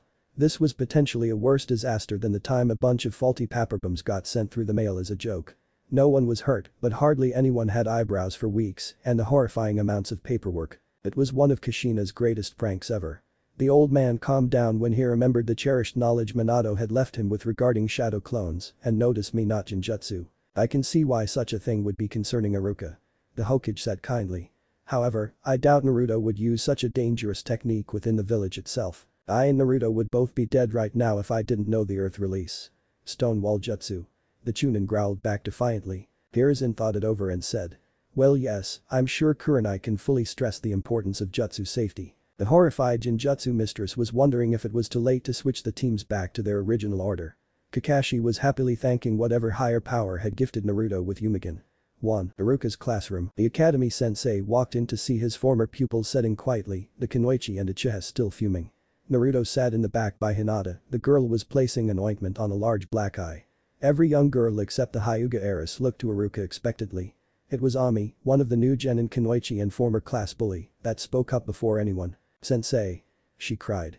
That idiot Naruto attacked all the girls with a Genjutsu. A scarred-faced man had already been informed about the incident from Hiruzen. He looked at the young brightly purple-colored-haired girl and stated with amused authority. Those accusations are quite serious, Genin Ami. Tell me exactly what this technique did, please. Embarrassed, the girl explained what she and every Kunoichi saw. Iruka shook his head at the girl's statement and clarified. All the girls saw Sasuke Uchiha walk in completely nude and not one of you snapped to the fact it was Genjutsu. Sheepishly the Kunoichi all around the room blushed embarrassed. Iruka looked at each one studying their young faces to make sure they understood just how pathetically simple that technique was, also, how pathetic they themselves had been for falling for it. Wanting to make sure the lesson sunk in, he explained. Had Naruto been an enemy trying to distract you to quietly slit your throats, he would have succeeded. Let's hope our enemies don't learn the collective weakness of every Kunoichi in your generation. You're being a little hard, aren't you, Iruka-sensei? Naruto said, coming to the defense of the girls. It was a harmless prank. That's the problem, Naruto, you literally beat every Kunoichi, minus Hinata, without even really trying. Iruka explained. Do you remember the various pranks you've pulled over the years? Do you remember the punishments you received for the different ones? If not, I can help you out without looking over your record. Any prank that was simply property damage, like painting the Hokage mountain, got you detention, while any prank that taught a lesson got you a firm talking about respecting your classmates. Sakura. Iruka barked. The young girl jumped in her seat, giving the man her full attention. Do you remember the first prank Naruto pulled on the entire class? The Pincat thought about it and said unsure. Was it the paint bombs in the lockers? Yes, it was. The Chunin answered. That little prank ruined a lot of your clothes because Naruto didn't use washable paint. Many of your parents, those of students that fell for the prank anyway, came to Lord Hokage to demand restitution for the ruined clothing. Do any of you have any idea what words Lord Hokage spoke to your angry parents to make them drop their claims without payment? The stunned student said nothing as they were mesmerized by their sensei's lecture. Seeing no one had an answer to his question, Iruka continued. He asked your parents what was more important, your children's clothes or their lives. During times of war, enemy nations can and will attack the children in hopes of removing the adults well to fight. Had that been an actual enemy attack, those paint bombs would have done far worse than embarrass you and cost your parents some money. They could have been papper bombs, poison release pellets, or shrapnel bombs. Your classmate taught you all a valuable lesson about enemy traps, and you all failed to learn from it. You're Genin now, not snot-nosed academy students, act like it. Iruka allowed the kids a few moments of silence, giving time for his words to sink in, before continuing. I will now assign you to your teams. Your new Jounin sensei will come and get you during the remainder of class. You will sit and wait for them here. Some of you won't like the people on your team, I assure you that no one cares, live with it. If not, you can hand over your headbands and leave. But no one volunteered their headbands. Iruka began calling teams. After the first 5 teams he came to the last 4. Team 6 will be Hibachi Adachi, Ami Seta, and Toru Fuse. Both school bullies looked over at a kid with ankle-long black hair and a samurai sword at his hip. He gave no reaction to the team at all, except to straight his brown battle kimono. Team 7. Iruka continued. Sasuke Uchiha, Kiba Inuzuka, and Shino Aburam under Jounin instructor Kakashi Haddock. Ino and Sakura had looks of disappointment on their faces at not getting on Team 7. However, Shikamaru had a thoughtful look on his face thinking. There's still 3 girls and 3 boys remaining. That means one team is going to have 2 girls possibly, or a team of 3 girls. Please don't let me be on a 2-girl team. I know the possibility is small, but please not me. Iruka looked down at his list and read. Team 8. Naruto Uzumaki, Sakura Haruno, and Hinata Hyuga under Jounin instructor Kurina Yuri. Thank you higher powers. The Nara thought relieved. A team with 2 girls and a woman, oh the horror. Poor Naruto's going to have 3 of them demons nagging him daily. Team 9 is still in circulation. So, Team 10 will be Shikamaru Nara, Choji Akimichi, and Ino Yamanaka under Jounin instructor Asuma Sarutobi. The Chunin sensei finished. That is all, good luck everyone. The teams began to group together and talk. Sakura wished Ino Lakan moved up to Naruto and Hinata. Hi guys. Hello again Sakura. Hinata said with a timid smile. I've known Kurenai sensei for a few years. I'm sure you will both like her. She's an expert on illusions, hidden leaks Genjutsu mistress. So, she's going to teach us Genjutsu? Sakura pondered.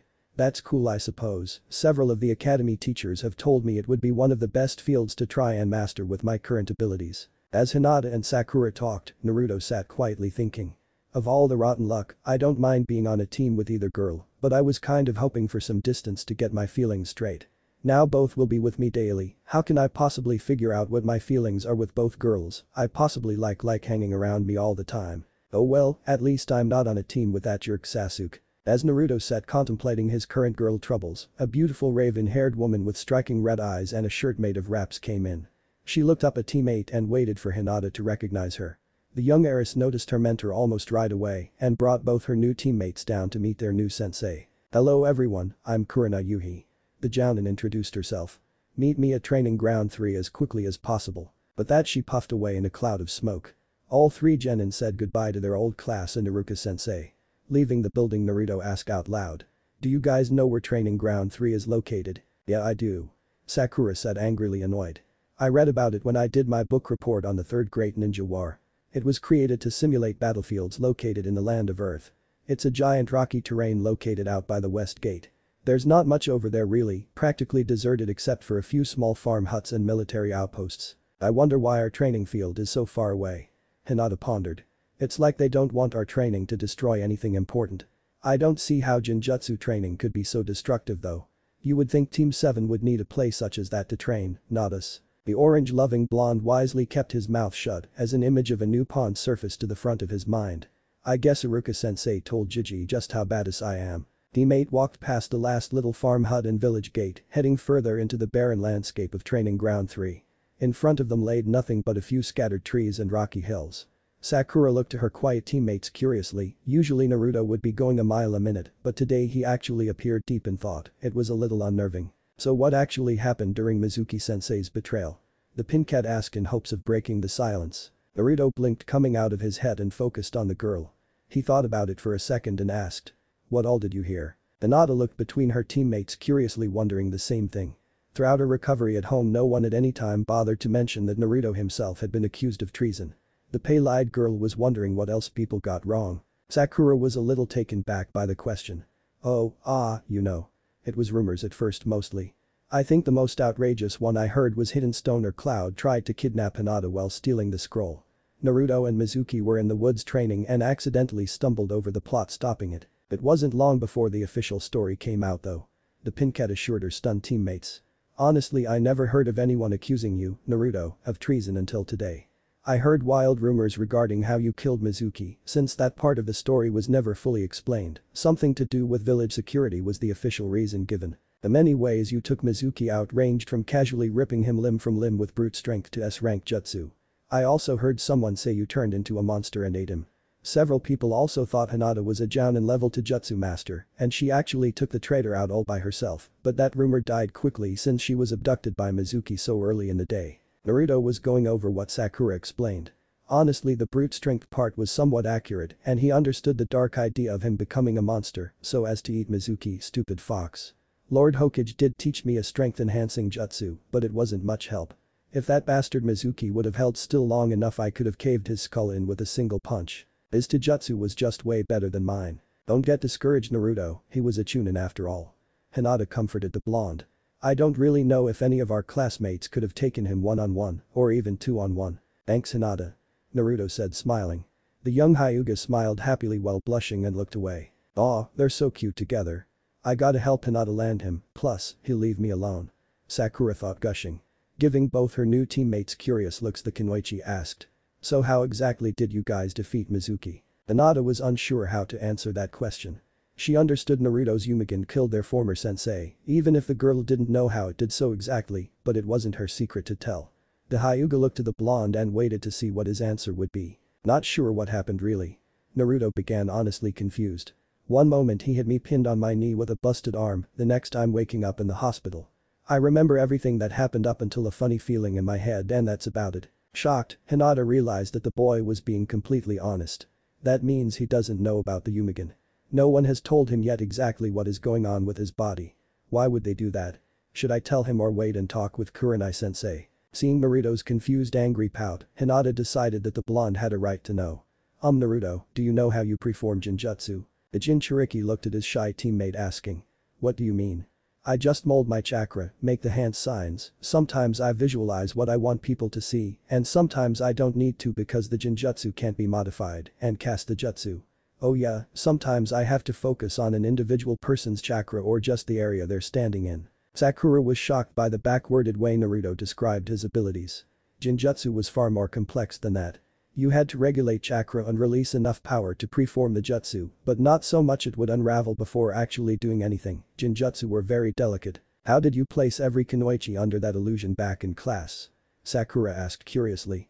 It really just dawned on her that the boy had shown an incredible capability with Genjutsu back at the academy, something that Sakura thought impossible. The Pincat had been so mad by the trick she hadn't really thought it all through until now. Scratching the back of his head awkwardly Naruto apologized. Yeah, sorry about that. It was just supposed to be funny and Iruka-sensei turned it into a big deal. Anyway, all I did was lock onto every kunoichi's chakra signature in class and used my false visual jutsu in the form of a command to make them see Sasuke the way they would imagine him necked. Suppose I could have used my false visual jutsu in its illusion form, but I would have had to actually envision necked Sasuke myself to create the image. With that the blonde gave a small shudder. Sakura was completely shocked. Naruto was describing extremely advanced techniques that usually took some time to learn. Most people focused on extensive study with basic illusions before moving on to actual commands. Some people could attempt a basic low-level command or two, but a command to make you see an actual image that wasn't true on someone else was chunin to jounin level. It was much easier to make them see something different about yourself than someone else. Looking at both the shocked Pincat and confused blonde Hinata pressed on. Naruto-kun, has anyone told you about the Uzuamki clan's special abilities? Uzuamki clan? The boy asked in wonder. Yes, the Uzuamki clan that held from Hidden Whirlpool. Hinata clarified confused, didn't her crush at least know the basic history of his family? The village itself was destroyed during the Third Great Shinobi War by the combined forces of Stone and Cloud. To my knowledge you are the last of your clan. Really? Sakura asked surprised. She had heard of the Hidden Whirlpool village before but never made the connection to Naruto. She couldn't remember ever hearing about an Uzuamki clan. Naruto was also surprised to hear all of this. Why didn't anyone ever tell me this before? All the times I asked the Hokage about my parents and received no answers, why didn't he tell me about my clan? Shaking his head the blonde focused back on the Hyuga heiress. What about these special abilities? Hinata tried to remember every story she had ever heard. Well, I know the Uzumaki were exceptional at Fuinjutsu. They were said to make masters outside their own clan appear to be no more than novices. However, some Uzumaki were born with special abilities associated with their unique chakra. You, Naruto, are one such Uzumaki. You possess a third eye in your head that utilizes a small amount of chakra every time you preform Genjutsu so as to actually preform the technique for you. The chakra it radiates appears to be purple in my sight. There's a third eye in my brain Naruto exclaimed shocked. Yes. Hinata assured him. It's the Doujutsu called Yumigan. What I remember from stories regarding the Uzumaki clan, some had special physical anomalies that could only be worked with the Uzumaki's unique chakra. That's what your third eye is, a special physical anomaly. Sakura asked the young heiress curiously. When you say only works with Uzumaki chakra, you mean if an enemy removed the third eye from Naruto and grafted it to their body somehow, it wouldn't work at all. The Hyuga heiress gave a confirming nod as she studied Naruto. The blonde seemed so lost in thought. However, the Pinket had another question. What does it look like, Hinata, with your Byakugan side I mean? The small heiress explained the four Tomo and dawn-colored flames. How the eye would focus on who Naruto was trying to sense so as to lock onto them, or so she figured. Sakura was very fascinated by this development, while Naruto was more and more confused. Why didn't anyone tell me any of this, damn it? I had a right to know. The group walked on in silence, coming up on a hilly rocky area with very little vegetation. Standing in the middle was their new sensei Kurina Yuhi. She smiled at the group of genin as they stood in front of her. Glad you all got here so quickly and that you stuck together, shows unity. I thought we would start with simple introductions. Names, hobbies, something we hate, and dreams for the future. However, before anyone could begin, Naruto asked accusingly. Sensei, did you know I had a third eyeball in my brain? Kurenai's train of thought was derailed by the question. She glanced at Hinata to see the girl blushing while doing her nervous finger tap habit. Looking back to the boy, the Jounin explained. Yes, Lord Hokage informed me about the development when he made me your sensei. When was someone going to tell me? Naruto demanded angrily. Lord Hokage wanted me to tell you to go and meet with him later today. Kurenai lied smoothly. I believe he wanted to get teams out of the way before telling you everything. He didn't believe the hospital was the best time as you were still recovering. The Jinchuriki didn't look too convinced but let it go for the moment. Pouting, he thought angrily. The old man better have a damn good reason for not saying anything. Seeing as the boy was placated for the time being, the Jounin continued with introductions. My name is Kurenai Yuhi. My hobbies include romance novels, sushi, and sampling different types of sake. One thing I hate are men that look down on me because I'm a woman. My dream for the future is to one day have a family and see all of you become the best shinobi you can be. The mad blonde boy figured he might as well get it over with. He focused his grumpy face on his sensei and said. My name is Naruto Uzuamki, hobbies are pranks and ramen. I hate it when people keep secrets from me, especially if those secrets pertain to me specifically. My dream is to one day become Hokage and to find out why our current Hokage keeps lying to me. Kurenai resisted the desire to roll her red eyes. Honestly, the Jounin never understood why his mom and his clan were kept secret from him. The worldwide irrational fear Hidden Leaf's enemies head of a resurrected Uzumaki clan paled in comparison to a resurrected Yellow Flash. With that logic, keeping Minato Namikaze a secret made sense, but not the history of Hidden Whirlpool. Giving Naruto some knowledge of where at least half his blood came from would have provided some comfort growing up. For everyone's sake, the Genjutsu mistress hoped Hiruzen Sarutobi had a damn good explanation to give the angry Jinchuriki. Looking to Sakura, mainly because she knew Hinata had a hard time talking to a group, the sensei singled the Pinket to speak. The young Kunoichi straightened her shoulders, proudly saying. My name is Sakura Haruno. My hobbies are studying and that's really all I got. Dreams for the future being a strong Kunoichi and marrying whomever I fall in love with. Things I hate, kind of, I guess. Sakura was blushing slightly at her slip-ups. She didn't want to embarrass herself in front of an accomplished Jounin Kunoichi by saying her hobbies were studying and fantasizing about her future kids with Sasuke Uchiha. Also, though the Pinket would never admit this out loud, she was also a little afraid of what Naruto was capable of and didn't want to anger him by saying he was the thing she hated most, found most annoying anyway.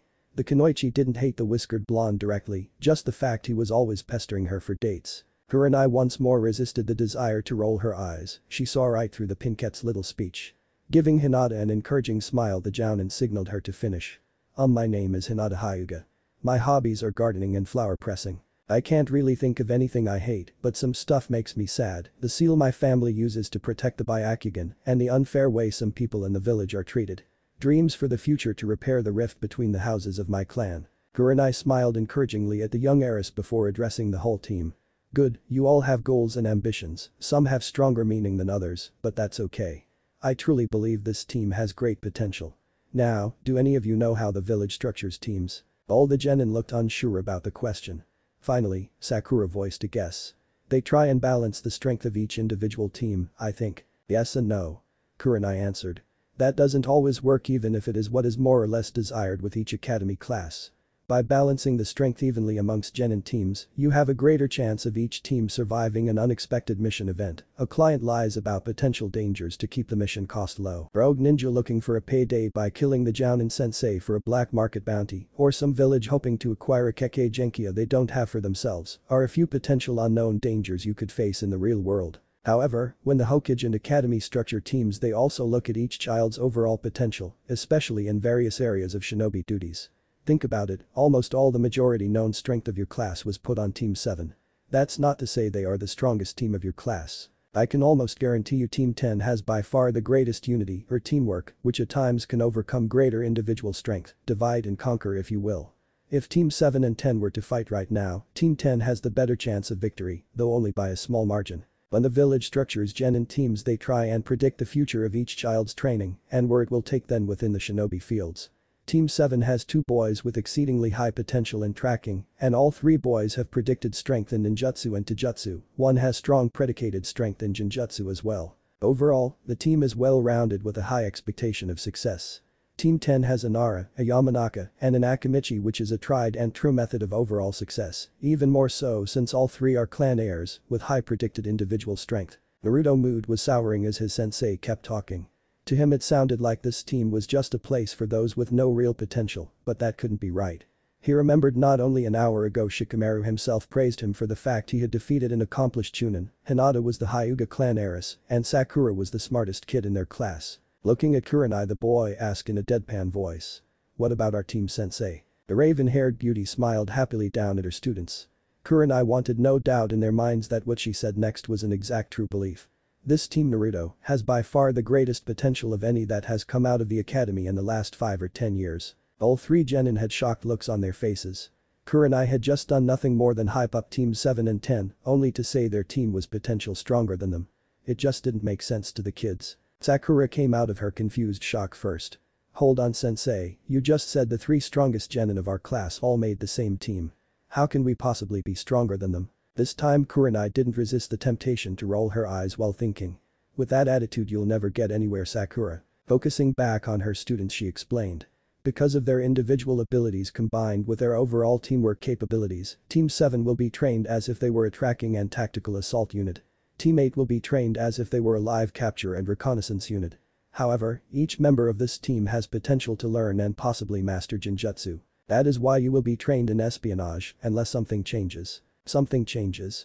Hinata asked timidly. The woman focused her eyes on the Hyuga, saying. You are going to be trained predominantly in espionage because that is where your known potential lies. Looking to the young Pinkat, Kurenai explained. Sakura, your natural-born chakra control combined with her intelligence makes her suitable for both medical jutsu and genjutsu, but if you become more dominant in medical jutsu then the village could decide to switch the focus of her training to the medical core. Hinata. The red-eyed Jounin spoke, looking to the young heiress. You yourself have the Byakugan and an almost unnatural flexibility that makes you ideal for taijutsu, as well the Hyuga's trained chakra control that makes you ideal for genjutsu, plus your overall documented imagination. However, during the course of your training, it may become apparent that the village guard unit is better suited for you opposed to field work. Nothing wrong with that at all, dear. The weak and vulnerable need a strong shinobi to keep them safe at times. 1. Turning to the orange-clad boy, the woman finished her analysis. It goes without saying that you Naruto have excessive potential in both genjutsu and ninjutsu. Your Yumigan may allow you to do things no one else can with the illusion art, and we have no idea what other abilities may come of it later on. Your reserves of chakra are larger than most Jounin I know, even though you waste so much it hardly matters, but that can be easily rectified by training and learning better control, which would allow you to use immensely more powerful ninjutsu. Down the road of your career, it may become apparent that heavy infantry is more suited for your duties to the village. Addressing the whole group, the Jounin finished. The village educates based on what is apparent in each individual student, doing its best to place you as accurately as possible for maximum effectiveness. As you grow and learn, new variables may present themselves that place you in other areas. There is nothing wrong with this at all. However, it is extremely rare for a genin team to be restructured. I think it happened once 15 years ago. The 3 genin thought about what their sensei explained. It was Naruto that asked the first question excitedly. So, we're going to do super cool spy missions. Ha! Kurenai barked loudly. Do you really think the village would let genin ride out of the academy go behind enemy lines? This team has been structured to be an espionage until that doesn't make you one right out the gate. It takes training and hard work before you guys get to attempt anything more than a C-ranked mission, and you haven't even done one D-ranked mission yet. You also haven't passed my final test either. Final test? Sakura exclaimed. What do you mean final test? We passed the academy, didn't we? That makes us genin. Congratulations. Kurenai mocked. You memorized a bunch of facts, learned how to throw a kunai half straight, and you can make 2 or more illusions of yourself. I'm sure you'll be great entertainment at a little kid's birthday party. However, if you want to be a shinobi you better learn how to apply that knowledge in the field. Otherwise all you'll be is dead. The academy gave you headbands, but I can take them back. All three kids gulped as their sensei continued. Your test is simple, all you have to do is touch me. The first two genin to touch me pass and the last fails. Espionage units work better in smaller numbers than other teams, so I'm only teaching two of you. However, if all three of you fail to touch me then the whole team fails outright. You have until sunset, roughly 3 hours. You may begin when ready. But that the Kurenai talking to them faded from existence. Naruto looked around the empty field confused. Wait, what, was she an illusion the whole time or just at the very end? I'm not sure. Hinata spoke up hesitantly. I never thought to check with my Byakugan. Sakura was quietly thinking about what Kurenai said. Only two of us will pass, that makes no sense when you factor in everything she explained about the teams and teamwork. All three of us must touch her, but only the first two can pass also makes no sense, why should the last person in line bother trying to touch her, just to help the two ahead of him or her stay genin? Thinking it all through again Sakura came up with the answer. The academy stressed overall importance on teamwork. Kurenai herself stated the teams themselves were structured based on how each kid fit with the others, who makes the strongest team. They had to work together as a team to pass, or they all failed as a team together. This test was structured to pit them against one another to see if they would value the team over themselves. Basically, if one genin would sabotage the other's attempts just so they would grab sensei first. It's teamwork, this is a test to see if we can work as a team. Sakura explained out loud to Naruto and Hinata. But sensei said only two of us can pass. Naruto questioned confused. Hinata nervously tapped her fingers together and explained. Sakura is right Naruto-kun. I'm sure of it too. It's the only answer that makes sense otherwise the third person who has yet to touch Kurenai won't bother trying, thus the whole team fails. Naruto thought it over and agreed, honestly had both girls touched Kurenai-sensei before him, he still would have gone all out just to prove he could also grab her. Still it didn't solve the problem of actually finding their sensei to grab hold of. Looking to Hinata the Jinchuriki asked. Can you find her with your Byakugan? The girl was already looking around trying to do just that. It didn't take her long to spot the Genjutsu mistress sitting cross-legged under a naturally made overhang at the bottom of a small stone hill. Hinata quickly relayed what she was seeing to her two teammates. Well, I seriously doubt we could simply charge her and win. Sakura thought out loud. Let's compare notes and see what abilities we can use. Sakura proudly proclaimed her knowledge and strengths with the academy's big three, clone, substitution, and transformation jutsu, plus she was the best trap maker in class next to Sasuke. Hinata kindly explained that she was proficient with the big three as well, plus her Jukin. Naruto happily said he was very good with clone and transformation, but not so much with substitution, plus, he had the shadow clone, shadow weapon clone, giant shadow weapon, divine embodiment jutsu, rolling worldview and false visual genjutsu. He also explained about his exploding shadow clone jutsu, but said it was too dangerous to use unless there was a safe way of factoring it into a plan. 2. The Pincat gave her blonde teammate an envious look. Since when did he get an arsenal of jutsu? Hinata just looked at her blonde heartthrob in complete awe. Naruto-kun is so amazing. The three genin hashed out their idea and plan of attack. As one they crept through the rocky terrain heading for their sensei. The kids laid on their stomachs looking over a small hill towards the raven-haired jounin. Like Hinata had explained she was sitting with her back to a straight slab of stone reading a book. Sakura grumbled something inaudible when she saw the cover. What's wrong? Naruto asked in a whisper. It's nothing. Sakura whispered back. That book she's reading is a really popular true story romance novel that my mom also likes. The problem is it was aimed at Kunoichi so possesses a lot of shinobi terminology and lingo.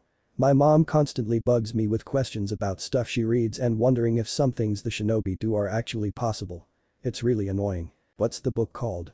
Hinata quietly asked. Love Between Nations. Sakura answered still whispering. It's about a rock jounin that fell in love with a sand chunin he captured during the Second Shinobi War. They tried to run away together and join up with Cloud, but the Raikage betrayed them both, some bid for a peace treaty that failed, and Hidden Rock executed the jounin before handing the chunin back to Hidden Sand. It's very tragic, the author is the son of both the Sand Chunin and Rock Jounin. That sucks. Naruto said summing up the book nicely. Asshole Raikage, you should never trust Cloud Ninja, or Rock Ninja for that matter. Sakura said nothing as it didn't really matter at this point. The Pincat had a clearer understanding since she had read the book. The Raikage had been hoping that his actions would lead to a ceasefire with Hidden Rock. Instead all it did was led to a ceasefire between Sand and Rock. The Tsuchikage executed the jounin and traded the chunin back to Sand so they too could execute their own traitor, but the Kazekage gave the Kunoichi the benefit of doubt when she explained that it had all been a trick to escape and return home. She had been forced to denounce the man she loved most of all while pregnant with his son, just so they could both live. After she died the boy published the book in hope of honoring his parents' forbidden love, he was a civilian that lived somewhere in the land of tea. Alright, remember the plan. Naruto said as he slowly began making his way towards his sensei. Kurenai was just getting to a good part in the story when she felt the presence of her squad. Well damn, guess I could just be like Kakashi and Red while fighting, but Jukin hurts like hell. The Jounin put her book away and stood up stretching while discreetly sensing out for chakra signatures. Just Naruto. I was hoping they would figure out teamwork was most important, but it feels like he split up from the girls. With the way Naruto and Hinata help each other battling Mizuki, you'd think, oh, there's the girls. I'll play along to see where this might lead. Faster than most eyes could follow, Kurenai spun around and caught Naruto's wrist easily as he tried a surprise attack. The boy tried to pull himself in to kick the woman in the shoulder, but the Jounin flung him away with little difficulty. Sakura and Hinata appeared behind the raven-haired woman just as she let the Jinchuriki fly. Quick as lightning, the Jounin jumped away to avoid a Jukin strike to the spine that would have temporarily paralyzed her. The two young Kunoichi charged as Naruto returned to their side. This would appear to be a rather straightforward attack. Kurenai thought, smiling. However, appearance can be deceiving. An explosion came from behind the hill she had been resting under as one of Naruto's hidden exploding shadow clones detonated. The entire hill began falling over as the shockwave shook the entire training field. Kurenai thought frantically as she backpedaled. Son of a bitch, Iruka hadn't been exaggerating one bit. These kids are going to kill me one day. The woman watched as the three clones in front of her were buried under tons of rock and rubble. The two transformed to look like the girls smiled and waved as they were crushed. A thick cloud of dust and dirt covered the entire area as Kurenai began coughing while trying to look around. She felt a sharp pain in both of her thighs that was easily recognizable as Jukin strikes. The Jounin grimaced and began trying to leap away to get her bearings back. The dust appeared to be getting thicker as Kurenai's coughing lessened. Nice try, Naruto. The Jounin Kunoichi thought as she broke the illusion. Casting a false visual command against me to continuously be blinded by the dust while I was distracted by the explosion was smart, but you still have a lot to learn about Genjutsu combat. As the illusion vanished, the Jounin found herself being charged by all three of her genin, apparently the real ones this time. Naruto came at her head on with Sakura on the left and Hinata on the right. All three had at this time passed the teamwork test, but the woman wanted to see exactly what they were capable of. Grabbing Hinata's outstretched left arm as the heiress tried to juke her sensei's abdomen, Kurenai threw her into Naruto's chest while backflipping over Sakura, who was coming in low at the ground, and gained some distance. So far I'm not overly impressed by their individual and group hand-to-hand tactics and skills. The woman thought as she looked down at her right foot, amused. However, their individual abilities are pretty good. I'm guessing Sakura did this since her records say she had top marks in both books and traps. A thin wire snare was wrapped firmly around the woman's right ankle. Sakura had purposely come in low so Kurenai would backflip in the direction the Pinket wanted. The red-eyed Jounin was about to snap the wire when she felt someone small leap on her back while wrapping their arm around her neck. I completely missed that. Kurenai thought, amused as she looked over her shoulder and into the grinning face of her tallest female student. It wasn't Sakura that leaped at my feet, but another transformed clone of Naruto. Hurry up, Naruto, grab her while she's pinned. The girl screamed right in her sensei's ear. 0W. Kurenai thought as she flipped Sakura over her shoulder, throwing the Pinket hard into the arms of the onrushing knucklehead. Naruto skidded across the ground on his back, protecting the girl from the rocks and rubble as Hinata leaped over her teammates and pressed an attack all by herself against the Jounin. Ducking and weaving, Kurenai analyzed the young heiress's Taijutsu. She's definitely light years ahead of both Naruto and Sakura, which sadly isn't saying much. All three need help in hand-to-hand combat. Sakura needs to get better stamina and Naruto needs better technique. Hinata's technique seems more forced and rigid than what I was expecting. It's possible the standard Jukin doesn't work well with her body type. Didn't someone mention Hitomi had the same problem in her youth? Maybe. I'll have to talk with Hiashi at some point, it seems. Growing tired of the exchange of fists, the older woman spun around Hinata, grabbed a fistful of baggy jacket and tossed her towards the returning Naruto and Sakura. The boy appeared to learn from his mistakes and centered his feet before catching the girl. Unfortunately, he decided to wrap his arms around the Hyuga's waist, allowing her legs to wrap around his hips. This action placed his face directly in the middle of the mortified girl's more developed than average chest. The young heiress leaped at the blonde-haired boy so fast you'd have thought he was scolding hot. With a blush that scared Kurenai into thinking she would faint dead away, Hinata looked at Naruto while hugging herself tightly, saying, I'm SSOSSS sorry NNN Naruto-kun. Naruto, how was determined to look at anything else but his friend, said bashfully, blushing. Don't worry about it. I'm sure these things happen to everyone. Yeah, right. Kurenai thought sarcastically while fending off Sakura. If the men in my life find out I help my only male student Kappa feel they'll never let me hear the end of it, not to mention what Hiashi will do to me. Hey lovebirds. Sakura screamed while attempting a roundhouse kick to her sensei's temple. "We're still in the middle of a fight. Get over here." Both Hinata and Naruto snapped out of their embarrassed state at Sakura's scream. Rushing quickly as possible to the girl's side, both got back in ready positions. Kurenai looked them over up and down, judging their physical status. Sakura's red shirt dress was covered in dirt and had a small tear on the left shoulder. The pincat was also huffing and puffy, as if she had just sprinted a mile. Hinata's baggy beige jacket was also covered in dirt, but her breathing was shallow and calm. Naruto's orange outfit was easily the dirtiest of all. Skidding across the ground earlier had torn a small hole in the left sleeve. Other than that, he was smiling happily and didn't appear to have even broken that much of a sweat. Kurenai ran through hand signs while calling out. Genjutsu art. Hypnotic body armor. The kids watched awed as the markings that decorated their sensei's ninja wrap-made shirt began moving. Some of the markings ran up the strap they were on and some down the other way. Each strap had a methodical speed to the movement, but not one had the same level of movement. The genin found it difficult to focus on Kurenai's person as the image made them dizzy. The young students charged the older Kunoichi in hopes of somehow catching her off guard, but the more they tried to focus on her movements, the more nauseous each child became. Even Hinata's Byakugan wasn't helping much. Through her sight the markings continued to move even as she analyzed that Kurenai was covering herself in an illusion. The nauseating feelings they were being bombarded with came from what they were actually seeing, not a genjutsu cast against them. Growing frustrated, Naruto produced a kunai and threw it with all his might at Kurenai. The woman watched the boy make hand signs before calling out. Ninja art. Giant shadow kunai jutsu. The lone 9-inch-long kunai expanded into a 9-foot-long kunai. Kurenai managed to bend backwards at her knees while keeping her feet glued to the ground, with chakra allowing the weapon to miss her completely. She straightened up quickly and blocked Naruto's follow-up knee to the face. The Jinchuriki tried to grab hold of the woman's arm, but she easily avoided him while retreating. "You better hurry, Naruto." The Jounin taunted. "Sakura and Hinata have both touched me, but you haven't yet. Sun's going down and you all fail if you can't lay a hand on me." "I know." Naruto growled. Going for broke, the boy spammed about 50 clones and charged. Just as the clones were almost upon her, Kurenai turned invisible and began taking them out one by one. With her Byakugan, Hinata tracked the Jounin's movement and placed herself in a good spot to intercept.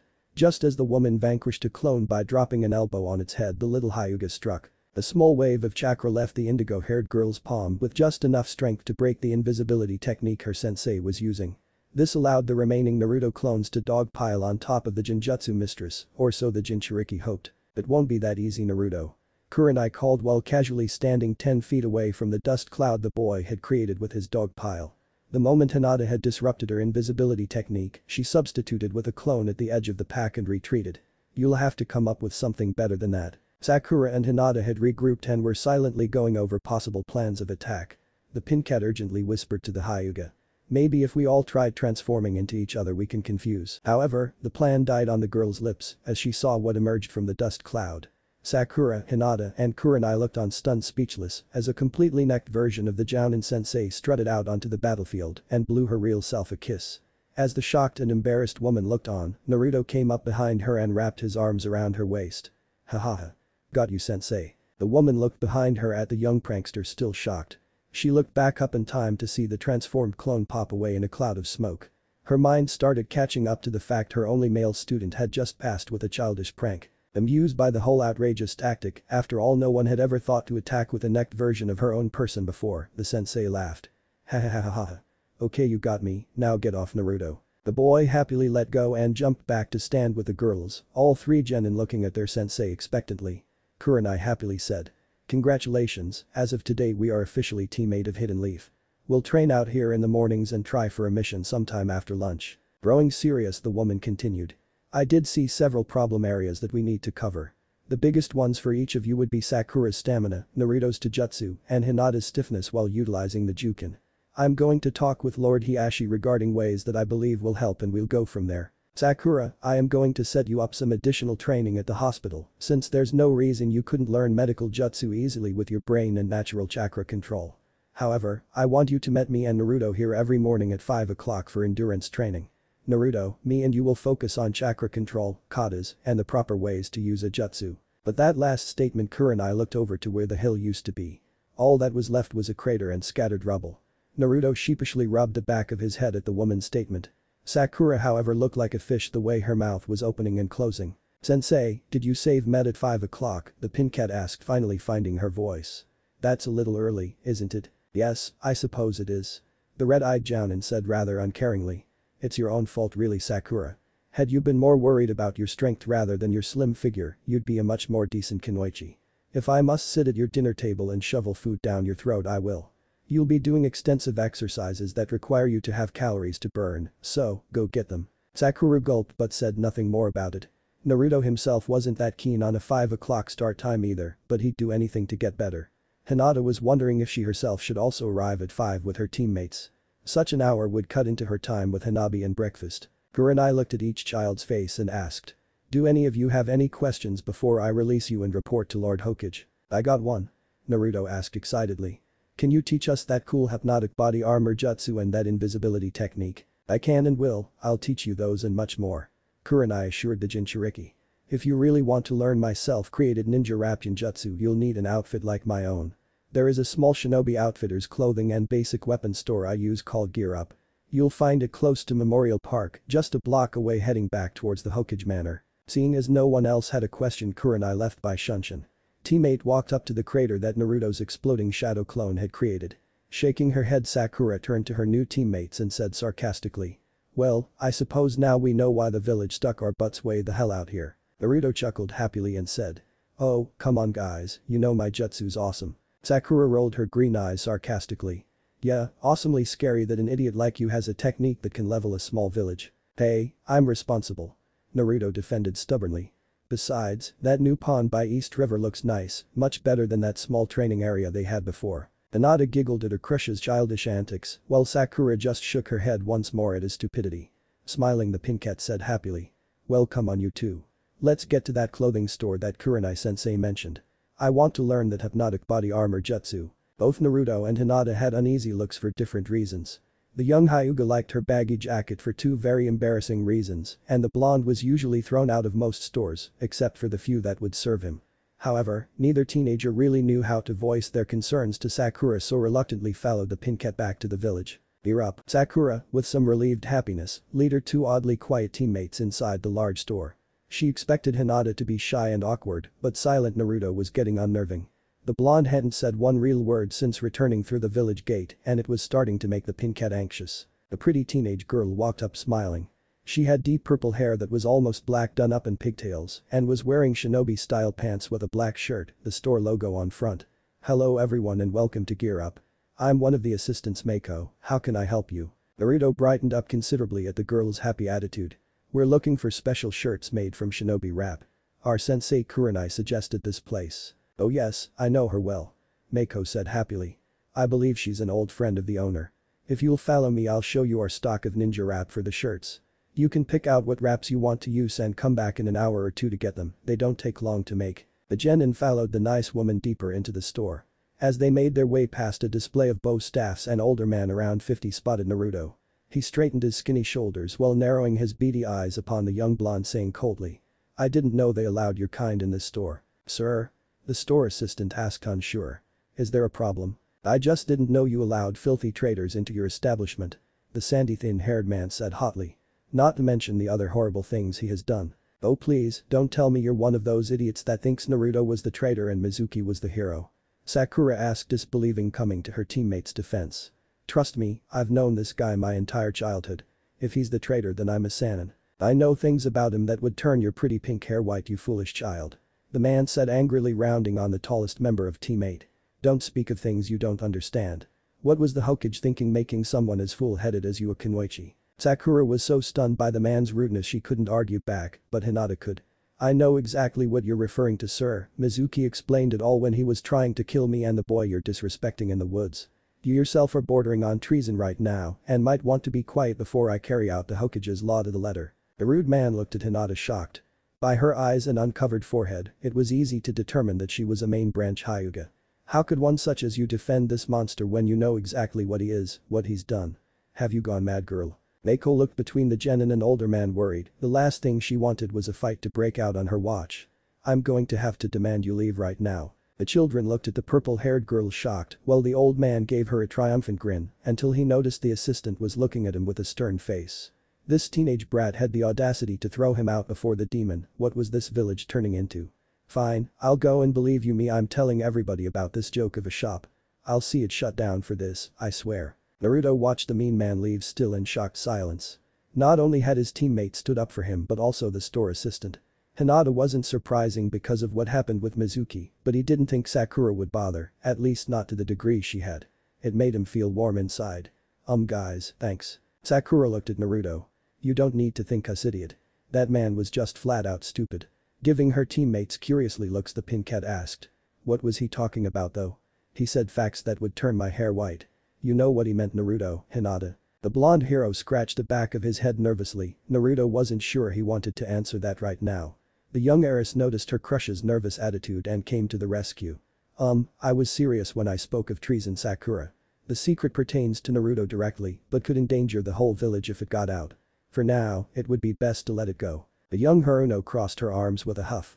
Fine, but you two know how much I like to gossip, this is going to bug me so much. Not much longer the group came to a rack of ninja rap samples. Looking around, the young genin saw several with traditional designs similar to their sensei's, but also some that had more personality. Hinata was drawn to one with multicolored small birds, while Sakura found one with actual sakura tree petals. Naruto, however, found one that was a little more daring, at least for him. The strap he was looking over was covered in what was easily distinguishable as fox footprints. Meiko noticed what Naruto was looking at and came over. Oh yes, possibly one of our least favorite sellers for obvious reasons. We actually sell it in a variety of colors. Well, actually changing the strap coloring isn't so hard really, just a basic chakra control technique. What you see on display is just the most appealing color. Does it come in an orangish red? Naruto cut her off, determined, thinking. If people want to associate me with a damned fox, I'll give them a reason. The assistant was taken back for a second because of such an unusual request, but quickly recovered. Yes, like I said, changing the color is a simple process. Is this the wrap you want for your shirts? Not just shirts. Naruto said excitedly. I want to cover myself from wrists to ankles, a complete suit made of ninja wraps. Somewhat unusual but doable. Meiko explained while playing with her dark purple pigtail braid.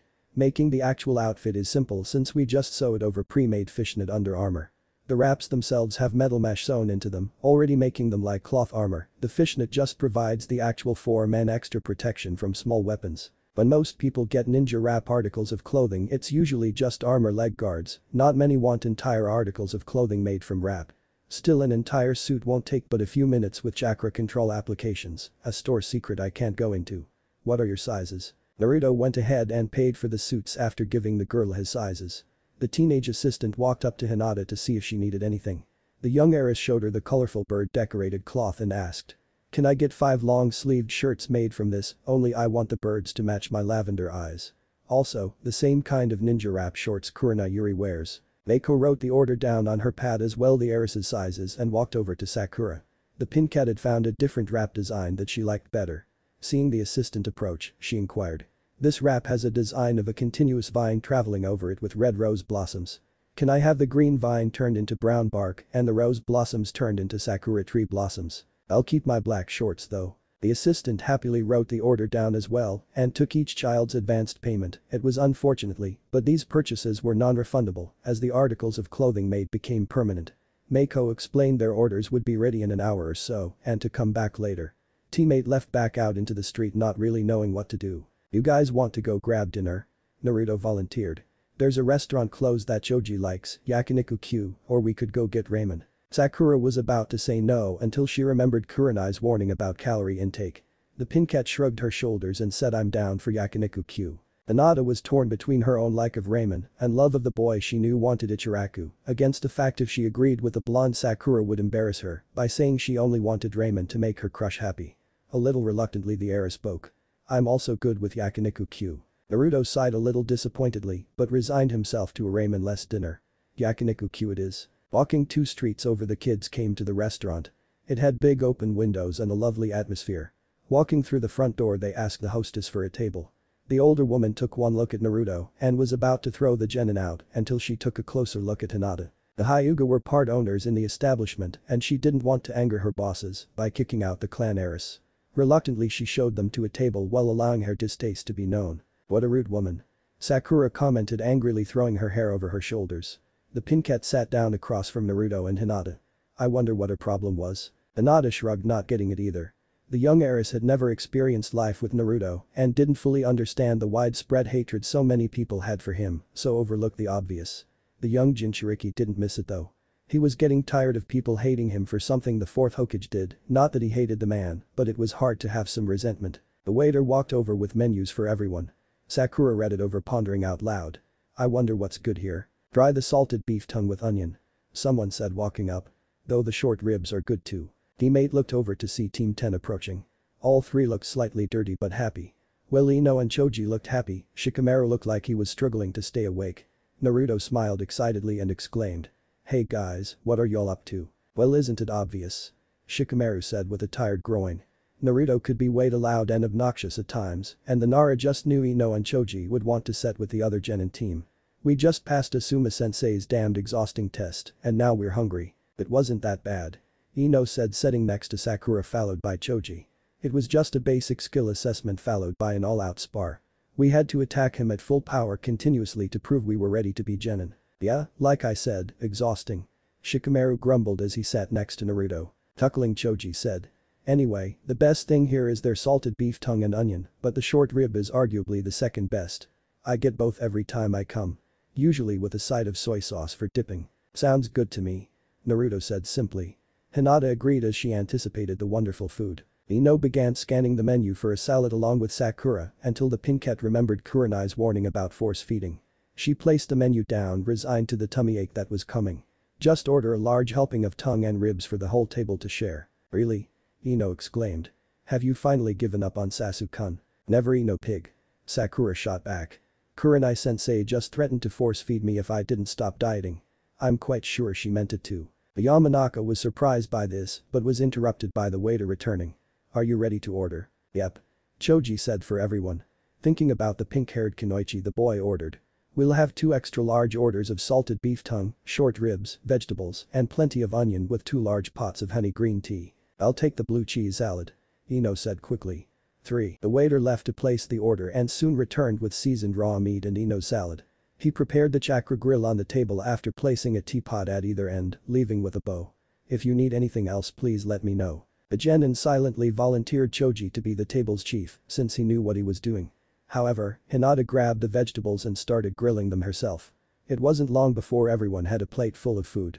Naruto grumbled to himself when his lavender-eyed teammate placed a generous portion of the grilled green-hated enemy on his plate. Like most little boys, the Jinchuriki avoided vegetables at all cost unless Ichiraku snuck them into his ramen when he wasn't looking. You need to eat vegetables, Naruto. Hinata said somewhat sternly. If you don't, you'll never reach your full height. Do you want to be short forever? I'm not short. Naruto grumbled. Old man Hokage says I'll have a growth spurt any day now. Yeah, right. Ino scoffed after a bite from her salad. The only person at this table smaller than you is Hinata, and that's because she's naturally petite. The boy shot his fellow blonde a dirty look and shoved a full grilled cucumber into his mouth. It was surprisingly good as Hinata was an excellent cook.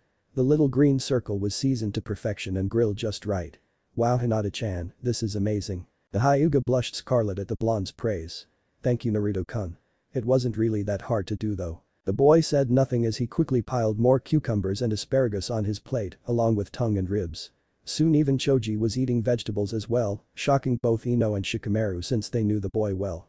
His mom usually had to give him the sad puppy eyes to get him to even touch something green. As the pile of food began to grow smaller and smaller, talk returned to teams and tests. So, how was your first team meeting Sakura? Ino asked excitedly. What is Kurenai-sensei like? She's cool. The Pinkette said simply. Apparently she knows a lot about Genjutsu, but she didn't really show us much except this cool hypnotic body armor technique.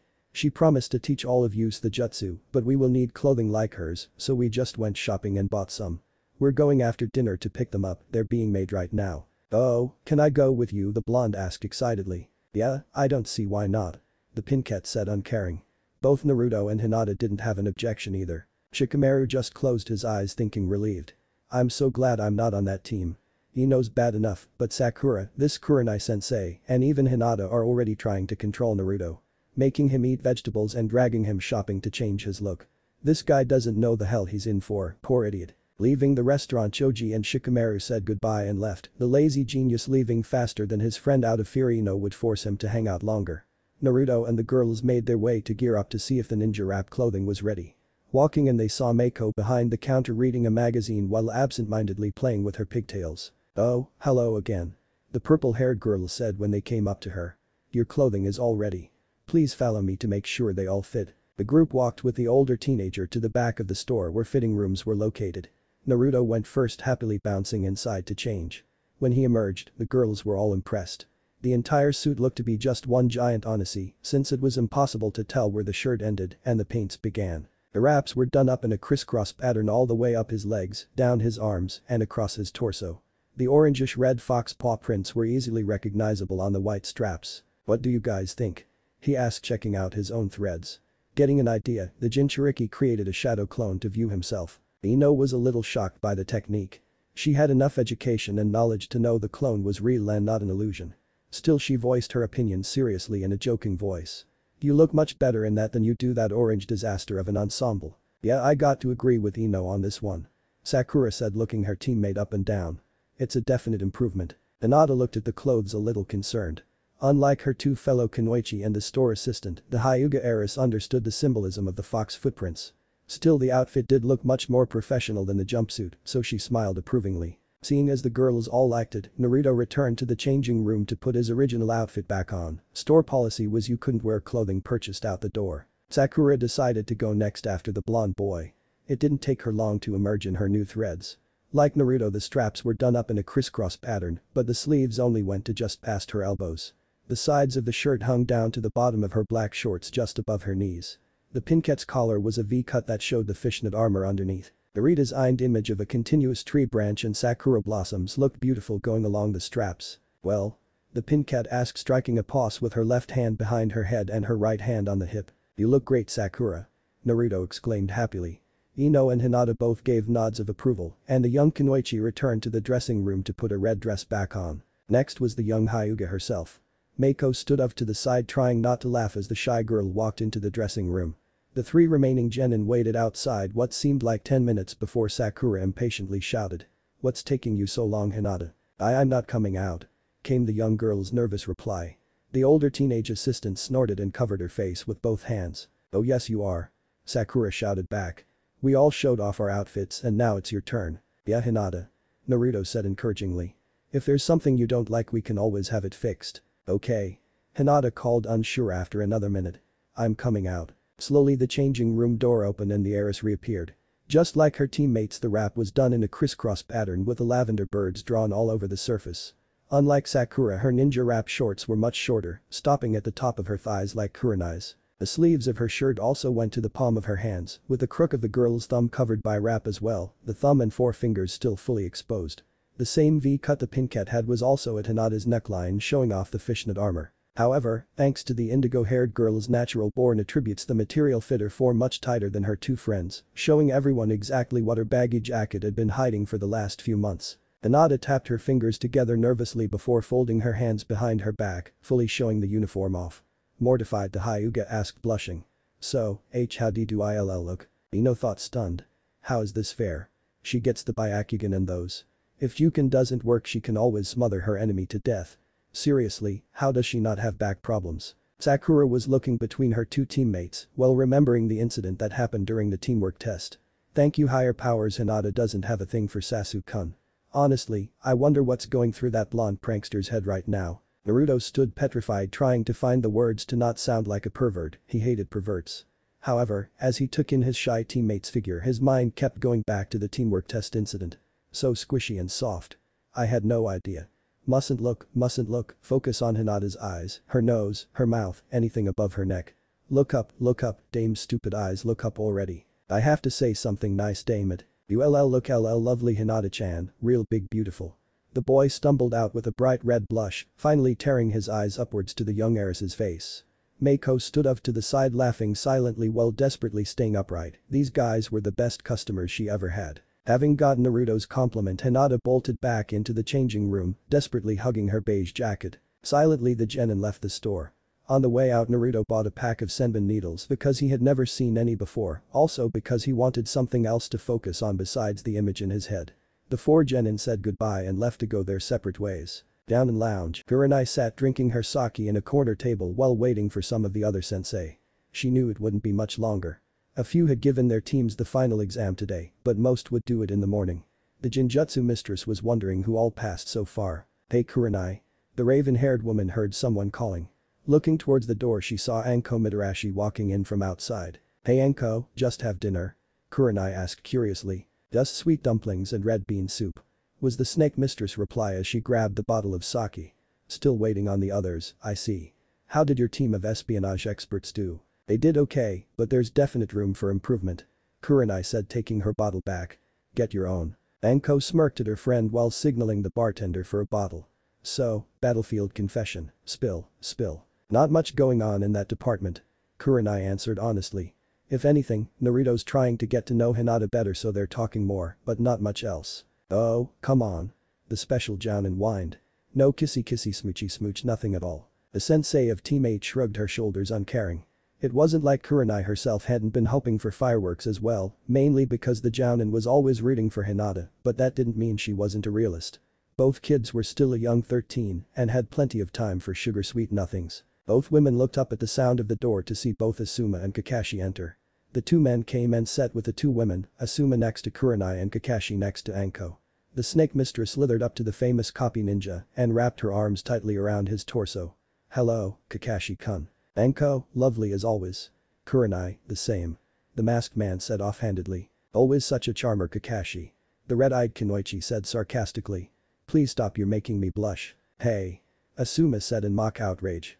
"That's my job." The masked Jounin gave his friends a look over and asked. "Well, how did everyone do?" "Team 10 passed. I just gave them a basic skill assessment while having them attack me full out." The bearded Jounin said while placing an arm around his girlfriend. "They could do with some conditioning, but otherwise their teamwork is flawless for Genin." "Team 8 also passed." Kurenai said, brushing back her raven hair. "Naruto proved just as impossibly gifted with Genjutsu as promised. He also proved just as destructive as promised.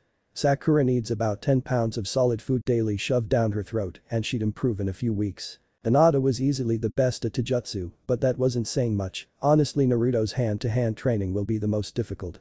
I noticed several ingrained bad habits I need to break." Anko shrugged, saying. "You won't believe it, but Team 6 also passed." "You're right, I don't believe it." The former member of the 12 Guardian Ninja said while lighting a cigarette. "They were predicted to fail horribly. Don't dismiss a scary kid with a large sword." The special Jounin Kunoichi said humorlessly. Torufu strong-armed his two teammates into compliance. "They just pulled off enough passable teamwork to defeat my snake summons in the end. You should have given them a harder test, Anko." Kakashi reprimanded while signaling the bartender to bring him a bottle. "Those three aren't ready for the shinobi world. Maybe Toru but not Hibachi Adachi or Ami Seta." Kurenai looked at the snake mistress sadly. She fully agreed with Kakashi and knew so too did Asuma. Anko had read the team wrong and given them too easy a test as she hadn't wanted to hurt them too badly, definitely not something one would expect from the special Jounin. The red-eyed woman asked cautiously. "What did Lord Hokage say when you told him?" "He told me pretty much what all of you have said so far." The woman explained, pulling off her coat, exposing her tight form-fitting fishnet shirt. "Told me to whip Hibachi and Ami into shape pronto. They will be doing D-rank missions for a while." Sighing sadly, the soft brown-eyed woman finished. "That also means I'll be doing nothing but supervising D-rank missions for a while. Suppose you'll give Team 7 their test in the morning, right Kakashi?" Asuma asked his old friend. "I told them in the morning but really sometime around noon," the famous man said with an eye smile. The four friends continued talking about their students late into the night.